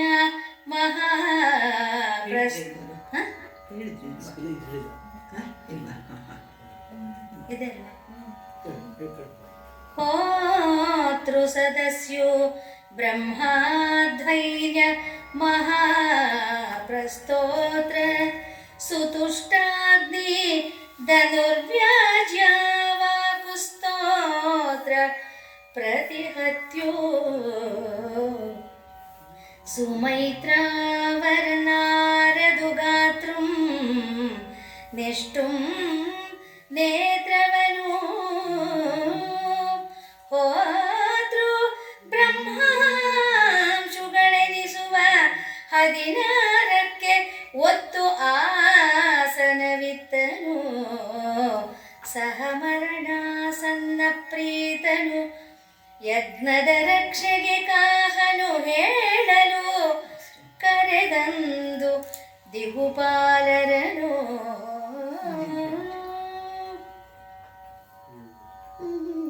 ಕುಂದದೆ ತಂ ಎಡೆಯಂ ತಾವೇ ರಕ್ಷಿಪುದು ಎಂದಷ್ಟ ದಿಶಾವರರಿಗೆ ಬೆಸನಂ ಕೊಟ್ಟು ಮುಕುಂದಂಗೆ ಅಗ್ರಾಸನವಿತ್ತು. ಎಲ್ಲ ಮಾನ್ಯರ್ಗೆ ಉಚಿತಾಸನಮಂ ಸಲ್ಲಿಸಿ ಸಂದ ಮಹಾದ್ರೋಹಿಯ ಮನೆಯಾಗ್ರದೆ ಕೊಂಬೆಸೆ ಬಂದದೆ ಕೈಯೊಳ್ ಕೋಡಂ ಬಂಧಿಸಿ ಮೃಗದೊವಲ್ ಇಂದ ಆಚ್ಛಾದಿಸಿ ನವನೀತವನು ಉದ್ವರ್ತಿಸಿದರು ಪಾಪಿಗೆ ಪಾತಕರು. ಅದು ಹಿಂದಿಂದು ನಾನು ಹೇಳಿಬಿಟ್ಟೆ. ದಿಕ್ಪಾಲಕರನ್ನೇ ಕರೆದು ಅವನು ತನ್ನ ಯಜ್ಞ ರಕ್ಷಣೆಗೆ ಎಷ್ಟು ಅರ್ಥವತ್ತಾಗಿದೆ ಅಂದರೆ ಕವಿ ಎಷ್ಟು ವಿವೇಚನೆಯಿಂದ ಬರೀತಾನೆ ಅಂತಂದಕ್ಕೆ ಇವೆಲ್ಲ ಕೆಲವು ಪದ್ಯಗಳನ್ನು ನೋಡಿದಾಗ ತುಂಬ ಖುಷಿ ಆಗುತ್ತೆ. ಯಾರನ್ನೂ ನೇಮಿಸ್ಬೋದು, ಸೈನ್ಯವನ್ನೇ ನೇಮಿಸ್ಬೋದಿತ್ತು, ಆದರೆ ದಿಕ್ಪಾಲಕರನ್ನ ದಿಕ್ಕುಗಳನ್ನು ರಕ್ಷಿಸುವಂಥವ್ರೆ ಅವರನ್ನು ದಿಕ್ಕುಗಳಿಂದ ಬರಬಹುದಾದ ಆಕ್ರಮಣ ಅತಿಕ್ರಮಣವನ್ನು ತಡೆಯೋದಕ್ಕೋಸ್ಕರ ನೀವು ಅಲ್ಲಿಂದ ನೀವು ಕಾಪಾಡಿ ಅಂತ ಹೇಳ್ತಾನೆ. ಆಮೇಲೆ ಆವಾಗ ಅವ್ರಿಗೆ ಇದು ಇನ್ನೂ ಹೇಳ್ತಾನೆ, ಕುಂದದೆ ತಮ್ಮೆಡೆಯನ್ನು ತಾವೇ ರಕ್ಷಿಸು. ನಿಮ್ಮ ದಿಕ್ಕನ್ನು ನೀವು ರಕ್ಷಿಸ್ಕೊಳ್ಬೇಕು. ಉತ್ತರ, ದಕ್ಷಿಣ, ಪೂರ್ವ, ಪಶ್ಚಿಮ, ಇಂದ್ರ, ಕುಬೇರ, ವರುಣ, ವಾಯು, ಅಗ್ನಿ, ಈಶಾನ, ಆಮೇಲೆ ನಿರುತಿ, ಇವರೆಲ್ಲ ಅಷ್ಟದಿಕ್ಪಾಲಕರು. ದಕ್ಷಿಣಕ್ಕೆ ಯಮ, ದಕ್ಷಿಣಕ್ಕೆ ಅವರನ್ನೆಲ್ಲ ನೇಮಿಸ್ತಾನೆ. ನಿಮ್ಮ ದಿಕ್ಕುಗಳನ್ನು ನೀವು ಕಾಪಾಡಿಕೊಳ್ಬೇಕು ಅಂದರೆ ನಿಮ್ಮ ದಿಕ್ಕುಗಳಿಂದ ಈಗ ಶಿವದ್ರೋಹವಾದಂತಹ ಯಜ್ಞವನ್ನು ಮಾಡ್ತಿರುವಾಗ ಶಿವನಿಗೆ ಅದರ ಸೂಚನೆ ಗೊತ್ತಾದರೆ ಯಾವುದಾದ್ರು ಗಣಗಳು ಖಂಡಿತ ಒಂದು ಬರ್ತಾರೆ. ಯಾವ ದಿಕ್ಕಿನಿಂದ ಬರ್ತಾರೆ ಗೊತ್ತಿಲ್ಲ. ಯಾವಾಗಲೂ ಶತ್ರು ನಾನು ಇಂಥ ಕಡೆಯಿಂದ ಬರ್ತಿದ್ದೀನಿ ಅಂತ ಹೇಳಿ ಬರಲ್ಲ, ಅನೌನ್ಸ್ ಮಾಡಿ ಬರಲ್ಲ. ಹೌದು ತಾನೆ? ಅನಿರೀಕ್ಷಿತವಾಗಿ ದಿಕ್ಕಿನಿಂದ ಟಕ್ಕನೆ ಬರ್ಬೋದು. ಆದ್ದರಿಂದ ಇವರು ಮೈಯೆಲ್ಲ ಕಣ್ಣಾಗಿದ್ದು ನಿಮ್ಮ ದಿಕ್ಕುಗಳನ್ನು ಆ ನನ್ನ ಯಜ್ಞಕ್ಕೆ ಒಂದು ಅಡ್ಡಿ ಬಾರದಂತಹ ರೀತಿಯಲ್ಲಿ, ಯಾವ ಆಕ್ರಮಣವೂ ಬರದಂಥ ರೀತಿಯಲ್ಲಿ ನೀವು ಕಾಪಾಡಿಕೊಳ್ಳಿ ಅಂತ ಅವರಿಗೆಲ್ಲ ಒಂದು ಇದನ್ನು ಕೊಡ್ತಾನೆ. ಆಮೇಲೆ ಎಲ್ರಿಗೂ ಯೋಗ್ಯವಾದ ಸ್ಥಾನಗಳನ್ನು, ಉಚಿತಾಸವನ್ನು ಕೊಟ್ಟು ಮುಕುಂದಗೆ ಅಗ್ರಸ್ಥಾನವನ್ನು ನೀಡ್ತಾನೆ. ಯಾಕೆಂದರೆ ಯಾವುದೇ ಒಂದು ಯಜ್ಞ ಪೂಜೆ ಮಾಡುವಾಗ ಒಂದು ಮೊದಲಿನ ಅಗ್ರಸ್ಥಾನವನ್ನು ಅಥವಾ ಅಗ್ರ ಪೂಜೆಯನ್ನು ಯಾರಿಗಾರು ಒಬ್ರಿಗೆ ಕೊಡಬೇಕು. ದೇವತೆಗಳಲ್ಲೆಲ್ಲ ಅತ್ಯಂತ ಇದಾದಂಥ, ಇವನಿಗೆ ಭಕ್ತಿಯೂ ಇರುವಂತಹ, ಆಮೇಲೆ ಈಶ್ವರನ ವಿರುದ್ಧವಾಗಿ ಮಾಡಬೇಕಾದ್ರಿಂದ ಈಶ್ವರನ ಬಿಟ್ಟು ಮಾಡಬೇಕಾದ್ರೆ ಇನ್ನೊಬ್ಬರು ಮಾಡಬೇಕು ಅಂತೇಳಿ ಮುಕುಂದನಿಗೆ ಅಗ್ರಸ್ಥಾನವನ್ನು ಕೊಟ್ಟು ಉಳಿದವರಿಗೆ ಅವರವರಿಗೆ ಉಚಿತವಾದಂತಹ ರೀತಿಯಲ್ಲಿ ಅವರಿಗೆ ಆಸನವನ್ನು ಕೊಟ್ಟು ಮಹಾದ್ರೋಹಿಯ ಮನೆಯಾಗದೆ ಕೊಂಬೆಸೆವಂದದೆ ಕೈಯೊಳು ಕೋಡಂಬದಿಸಿ, ಕೋಡು ಅನ್ನೋದಕ್ಕೆ ಆನೆಯ ದಂತ ಅಂತ ಒಂದು ಕಡೆ ಕೊಟ್ಟಿದ್ದಾರೆ. ಆದರೆ ಯಜ್ಞದ ಸಂದರ್ಭದಲ್ಲಿ ಇದು ಏನು ಅಂತ ನನಗೆ ಸರಿಯಾಗಿ ಸಿಕ್ಕಲಿಲ್ಲ. ಒಟ್ಟಿನಲ್ಲಿ ಆ ಯಜ್ಞ ದೀಕ್ಷಿತನಾಗುವಂಥವನು ಅವನಿಗೆ ಮೈಗೆ ಬೆಣ್ಣೆಯನ್ನು ಇಲ್ಲಿ ಅವರು ಹೇಳ್ತಾರೆ ಆಚ್ಛಾದಿಸಿ ನವನೀತವನ್ನು ಉದ್ವರ್ತಿಸಿದರು ಪಾಪಿಗೆ ಪಾತಕರು ಅಂತ ಕವಿ ಹೇಳ್ತಾನೆ. ಅಂದರೆ ಅವನನ್ನು ಯಜ್ಞ ದೀಕ್ಷಿತನಾಗುವುದಕ್ಕೆ ಅವನನ್ನು ತಯಾರು ಮಾಡುವುದಕ್ಕೋಸ್ಕರ ಅವನಿಗೆ ಮೈಗೆ ಬೆಣ್ಣೆಯನ್ನು ಯಾರು ಪಾಪಿಯಾದಂಥ ದಕ್ಷನಿಗೆ ಪಾತಕರು. ಯಾಕೆಂದರೆ ತಿಳಿದೋ ತಿಳಿಯದೆಯೋ ಒಂದು ಶಿವದ್ರೋಹಿಯಾದಂತಹ ಯಜ್ಞದಲ್ಲಿ ಭಾಗವಹಿಸಿದ್ರಿಂದ ಅವರು ಸಹಿತ ಪಾತಕಿಗಳಾಗ್ತಾರೆ. ಇದು ಹೇಗೆ ಅಂತಂದರೆ, ಗೊತ್ತಿಲ್ಲದೆಯೋ ಗೊತ್ತಿದ್ದೋ ಬೆಂಕಿಯನ್ನು ಮುಟ್ಟಿದರೆ ಸುಡುತ್ತೆ. ಅದು ಒಂದು ಮಗುವಾಗಲಿ, ಅಯ್ಯೋ ನನಗೆ ಗೊತ್ತಿಲ್ಲ, ಅಯ್ಯೋ ಪಾಪ ಇದು ಮಗು, ಇದಕ್ಕೆ ಗೊತ್ತಿಲ್ಲ, ನಾನು ಸುಡಬಾರ್ದು ಅಂತ ಅಂದ್ಕೊಳ್ಳಲ್ಲ. ಹಾಗೆ ಪಾಪವನ್ನುವುದು ಅಷ್ಟೇ, ಪುಣ್ಯವೆನ್ನುವುದು ಅಷ್ಟೇ, ಗೊತ್ತಿದ್ದು ಮಾಡಲಿ ಗೊತ್ತಿಲ್ಲದೆ ಮಾಡಲಿ ಅದು ತನ್ನ ಫಲವನ್ನು ಕೊಟ್ಟೇ ಕೊಡುತ್ತೆ. ಹಾಗಾಗಿ ಇಲ್ಲಿ ಶಿವದ್ರೋಹದ ಒಂದು ಸನ್ನಾಹದಿಂದ ಮಾಡುತ್ತಿರುವಂತಹ ಒಂದು ದುಷ್ಟಯಾಗ ಅಂತಲೇ ಕರಿಬಹುದು. ಯಾಕೆಂದರೆ ದುಷ್ಟ ಚಿಂತನೆಯ ದುಷ್ಟ ಫಲವನ್ನು ಪಡೆಯುವ ಯಾಗವಾದ್ದರಿಂದ ಅವರು ಆ ಯಾಗದಲ್ಲಿ ತಿಳಿಯದೆಯೇ ಭಾಗಿಯಾದರು, ಅವರು ಮುಂದೆ ಅದಕ್ಕೆ ಪಾತಕ ಅವರನ್ನು ಅಂಟಿಕೊಳ್ಳುತ್ತೆ. ಮುಕುಂದ ಅಂದರೆ ಕೃಷ್ಣನಿಗೆ ಕರೀತಾರೆ, ವಿಷ್ಣುವಿಗೆ ಕೊಡ್ತಾರೆ. ಅವನಿಗೆ ಅಗ್ರಸ್ಥಾನವನ್ನು ಕೊಡ್ತಾನೆ. ಇದರಲ್ಲಿ ರಾಜಸೂಯ ಯಾಗದಲ್ಲಿ ಕೃಷ್ಣನಿಗೆ ಕೊಡ್ತಾರೆ, ಅಗ್ರಪೂಜೆಯನ್ನು ಕೊಡ್ತಾರಲ್ಲ. ಹಾಗೆ ಇಲ್ಲಿ ಒಬ್ಬನನ್ನು ಒಂದು ಅಗ್ರಸ್ಥಾನಕ್ಕೆ ಆಯ್ಕೆ ಮಾಡಿ ಅವನು ಸರ್ವಶ್ರೇಷ್ಠನಾಗಿರಬೇಕು, ಆ ಯೋಗ್ಯತೆ ಇರಬೇಕು, ಅವನಿಗೆ ಇಷ್ಟುದ್ದ ಇರಬೇಕಾಗಿರುತ್ತೆ ಯೋಗ್ಯತೆ. ಇನ್ನು ಇಂದ್ರಾದಿಗಳೆಲ್ಲ, ಬ್ರಹ್ಮ ಇವನ ತಂದೆ, ಪಾರ್ಶಾಲಿಟಿ ಆಗುತ್ತೆ ಬ್ರಹ್ಮನಿಗೆ ಕೊಟ್ಟರೆ. ಹಾಗಾಗಿ ಇನ್ಯಾರಿಗೆ ಕೊಡಬೇಕು? ಇಂದ್ರಾದಿಗಳೆಲ್ಲ ಬ್ರಹ್ಮ ವಿಷ್ಣುವಿಗಿಂತ ಕೆಳಗಿನವರು. ಆದ್ದರಿಂದ ಇವನು ಶಿವನೆಲ್ಲ ಬಿಟ್ಟು ಮಾಡ್ತಾ ಇದ್ದಾನೆ, ಶಿವನ ವಿರುದ್ಧವಾಗಿ ಮಾಡ್ತಾ ಇದ್ದಾನೆ. ಶಿವನಿದ್ದರೆ ಶಿವನಿಗೆ ಶ್ರೇಷ್ಠ ಅಂತೇಳಿ ಶಿವಪುರಾಣದಲ್ಲಿ ಅಥವಾ ಈ ಒಂದು ಶಿವಭಕ್ತಿಯ ಕಾವ್ಯದಲ್ಲಿ ಶಿವನಿಗೆ. ಆದರೆ ಅವನು ಶಿವದ್ವೇಷಿ ಆದ್ದರಿಂದ ಅದು ಕೇವಲ ಅವಮಾನದಿಂದ ಪ್ರೇರಿತವಾದಂತಹ ದ್ವೇಷ, ಇನ್ಯಾವುದೂ ಅಲ್ಲ. ತನಗೆ ಅಪಮಾನವಾಯಿತು ಅಂತ ಹೇಳೋದಕ್ಕೆ ಮಾನಾಪಮಾನಗಳನ್ನು ಬಿಡಬೇಕಾದ್ರೆ ಅದು ತುಂಬ ಕಷ್ಟ. ಅವನು ಅವಧೂತನಂತವನು. ಅವಧೂತರು ಏನು ಅಂದರೆ ಅವರು ಎಲ್ಲವನ್ನೂ ಬಿಟ್ಟಿರ್ತಾರೆ. ಈ ದೇಹದ ಮೇಲಿನ ಮೋಹ. ಇದರಲ್ಲಿ ಭಾಗವತದಲ್ಲಿ ಒಂದು ಕಡೆ ತುಂಬ ಚೆನ್ನಾಗಿ ಬರುತ್ತೆ. ಅವರು ಪ್ರಪಂಚದ ಎಲ್ಲದರಿಂದಲೂ ಏನೋ ಒಂದು ಪಾಠವನ್ನು ಕಲಿತಾರೆ. ಯಾವುದು ನಿಮ್ಮೊಂದು ವಸ್ತುವನ್ನು ತೋರಿಸಿ ಅದರ ಒಂದು ಸ್ವಭಾವ ಗುಣ ಇದರಿಂದ ಅವನು ಇದರಲ್ಲಿ ಬರುತ್ತೆ. ಈ ಕೃಷ್ಣನ ವಂಶದ ಯದು ಅಂತನೋನು ಅವನು ಒಂದ್ಸತಿ ಒಬ್ಬ ಅವಧೂತನನ್ನು ಭೇಟಿಯಾಗ್ತಾನೆ. ಏನು ಸಂತೋಷವಾಗಿ, ಸಂತೋಷಕ್ಕೂ ಆನಂದಕ್ಕೂ ವ್ಯತ್ಯಾಸ ಇದೆ. ಸಂತೋಷ ಅಂದರೆ ಲೌಕಿಕವಾದ ವಸ್ತುಗಳಿಂದ ಸಿಗುವಂತಹದ್ದು ಸಂತೋಷ. ಆ ಲೌಕಿಕತೆಯನ್ನು ಮೀರಿ ದೊರೆಯುವಂತಹದ್ದು ಆನಂದ. ಆನಂದದ ಒಂದು ಮಟ್ಟವೇ ಬೇರೆ, ಸಂತೋಷದ ಇದೇ ಬೇರೆ. ಆನಂದದಲ್ಲಿ ಲೀನಾದಾಗ ಇವನು ಕೇಳ್ತಾನಂತೆ, ಹೇಗೆ ನೀನು ಇಷ್ಟು ಆನಂದದಲ್ಲಿದೆಯಾ ಅಂದಾಗ, ನಾನು 24 ಗುರುಗಳನ್ನು ಪಡೆದೆ. ಅವರಿಂದ ನಾನು ಯಾವುದು ಸೂರ್ಯ, ಚಂದ್ರ, ಭೂಮಿ, ಅಗ್ನಿ, ಸರ್ಪ, ವಾಯು, ಆಮೇಲೆ ಕಣಜದ ಹುಳು, ಆಮೇಲೆ ಜಿಂಕೆ, ಒಬ್ಬ ಹೆಣ್ಣು ಮಗಳು, ತನ್ನ ದೇಹ, ವ್ಯಾಧ, ಆನೆ, ಹೀಗೆ 24 ಲಿಸ್ಟ್ ಮಾಡ್ತಾನೆ. ಅವುಗಳಿಂದ ನಾನು ಪಾಠವನ್ನು ಕಲಿತೆ. ಬೇಕಾದ್ರೆ ಆಮೇಲೆ ಅದ್ರ ಬಗ್ಗೆ ಹೇಳ್ತೀನಿ, ತುಂಬ ಚೆನ್ನಾಗಿದೆ ಅದು. ಹೇಗೆ ಅವನು ಪಾಠವನ್ನು ಕಲಿತು ತಾನು ತನ್ನೆಲ್ಲ ಒಂದು ಆಸೆ ಆಕಾಂಕ್ಷೆಗಳನ್ನು, ದೇಹದ ಮೇಲಿನ ಮೋಹವನ್ನು, ಇಂದ್ರಿಯಗಳನ್ನು ಹತೋಟಿಯಲ್ಲಿಟ್ಕೊಂಡು ಅದು ಯಾವುದೂ ಇಲ್ಲದೆ ಇದ್ದಾಗ ನಮಗೆ ಸಿಗುವುದು ಆನಂದವೇ. ಎಲ್ಲಿಯವರೆಗೂ ಯಾವುದೋ ಒಂದು ನಮ್ಮನ್ನು ಆಳ್ತಾ ಇರುತ್ತೋ, ಯಾವುದೋ ಇಚ್ಛೆಯೋ ಅದು ನಾವು ಪೂರ್ತಿ ಸಂತೋಷವಿಲ್ಲ. ಆ ಪಡೆಯುವಂಥ ಸಂತೋಷವು ಕ್ಷಣಿಕವಾದದ್ದು. ಈಗ ಒಂದು ಊಟ ಮಾಡ್ತೀವಿ, ತುಂಬ ರುಚಿಯಾದ, ಏನು ಖುಷಿ ಆಗುತ್ತೆ.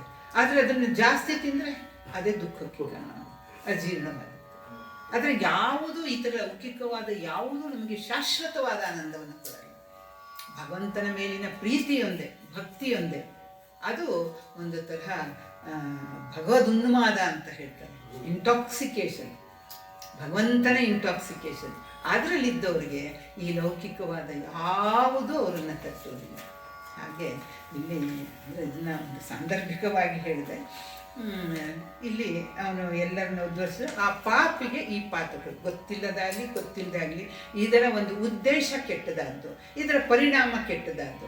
ಇದರ ಪರಿಣಾಮ ಅದರಲ್ಲಿ ಈಗ ಒಂದು ಕೊಲೆ ಮಾಡಿದವರಿಗೆ, ಕೊಲೆಯನ್ನು ಪ್ರಚೋದಿಸಿದವರಿಗೆ, ಕೊಲೆಗೆ ಯಾವುದೋ ಒಂದು ಆಯುಧವನ್ನು ಕೊಟ್ಟವರು, ಇವರೆಲ್ಲರೂ ಆ ಪಾತಕಕ್ಕೆ ಭಾಗಿಗಳಾಗ್ತಾರೆ. ಅದೇ ರೀತಿಯಲ್ಲಿ ಗೊತ್ತಿಲ್ಲದಿದ್ದರೂ ಸಹಿತ ಈ ಶಿವದ್ವೇಷಿಯಾದಂತಹ ಈ ಒಂದು ಯಾಗದಲ್ಲಿ ಇವರು ಭಾಗವಹಿಸಿದ್ರಿಂದ ಅರಿಯದೇ ಬೆಂಕಿಯನ್ನು ಮುಟ್ಟಿದರೂ ಅದು ಸುಡುವಂತೆ ಇವರು ಪಾತಕಿಗಳಾಗ್ತಾರೆ ಅಂಥೇಳಿ ಪಾಪಿಗೆ ಪಾತಕರು ಅಂತ ಹೇಳ್ತಾನೆ. ಆಯಿತು, ತುಂಬ ಟೈಮ್ ಆಯಿತು, ಇನ್ನೊಂದು ಬಗ್ಗೆ ಹೇಳ್ಕೊಡ್ತೀನಿ. ನೆನೆದು ಉಲ್ಲೇಖನವ ಆನಾನಂ ಪಾತ್ರ ಸಾಧನ ಸರ್ವದ್ರವ್ಯದ ಸಂಸ್ಕಾರಂ ಪರಿಷೇಚನ ಪೂರ ಪರಿಸ್ತರಣಾದಿಯನು ಒದಗಿಸಿ ಹೋಮ ಪ್ರಾರಂಭಕ್ಕಿನ್ನೂ ಅನುಮತಿಯ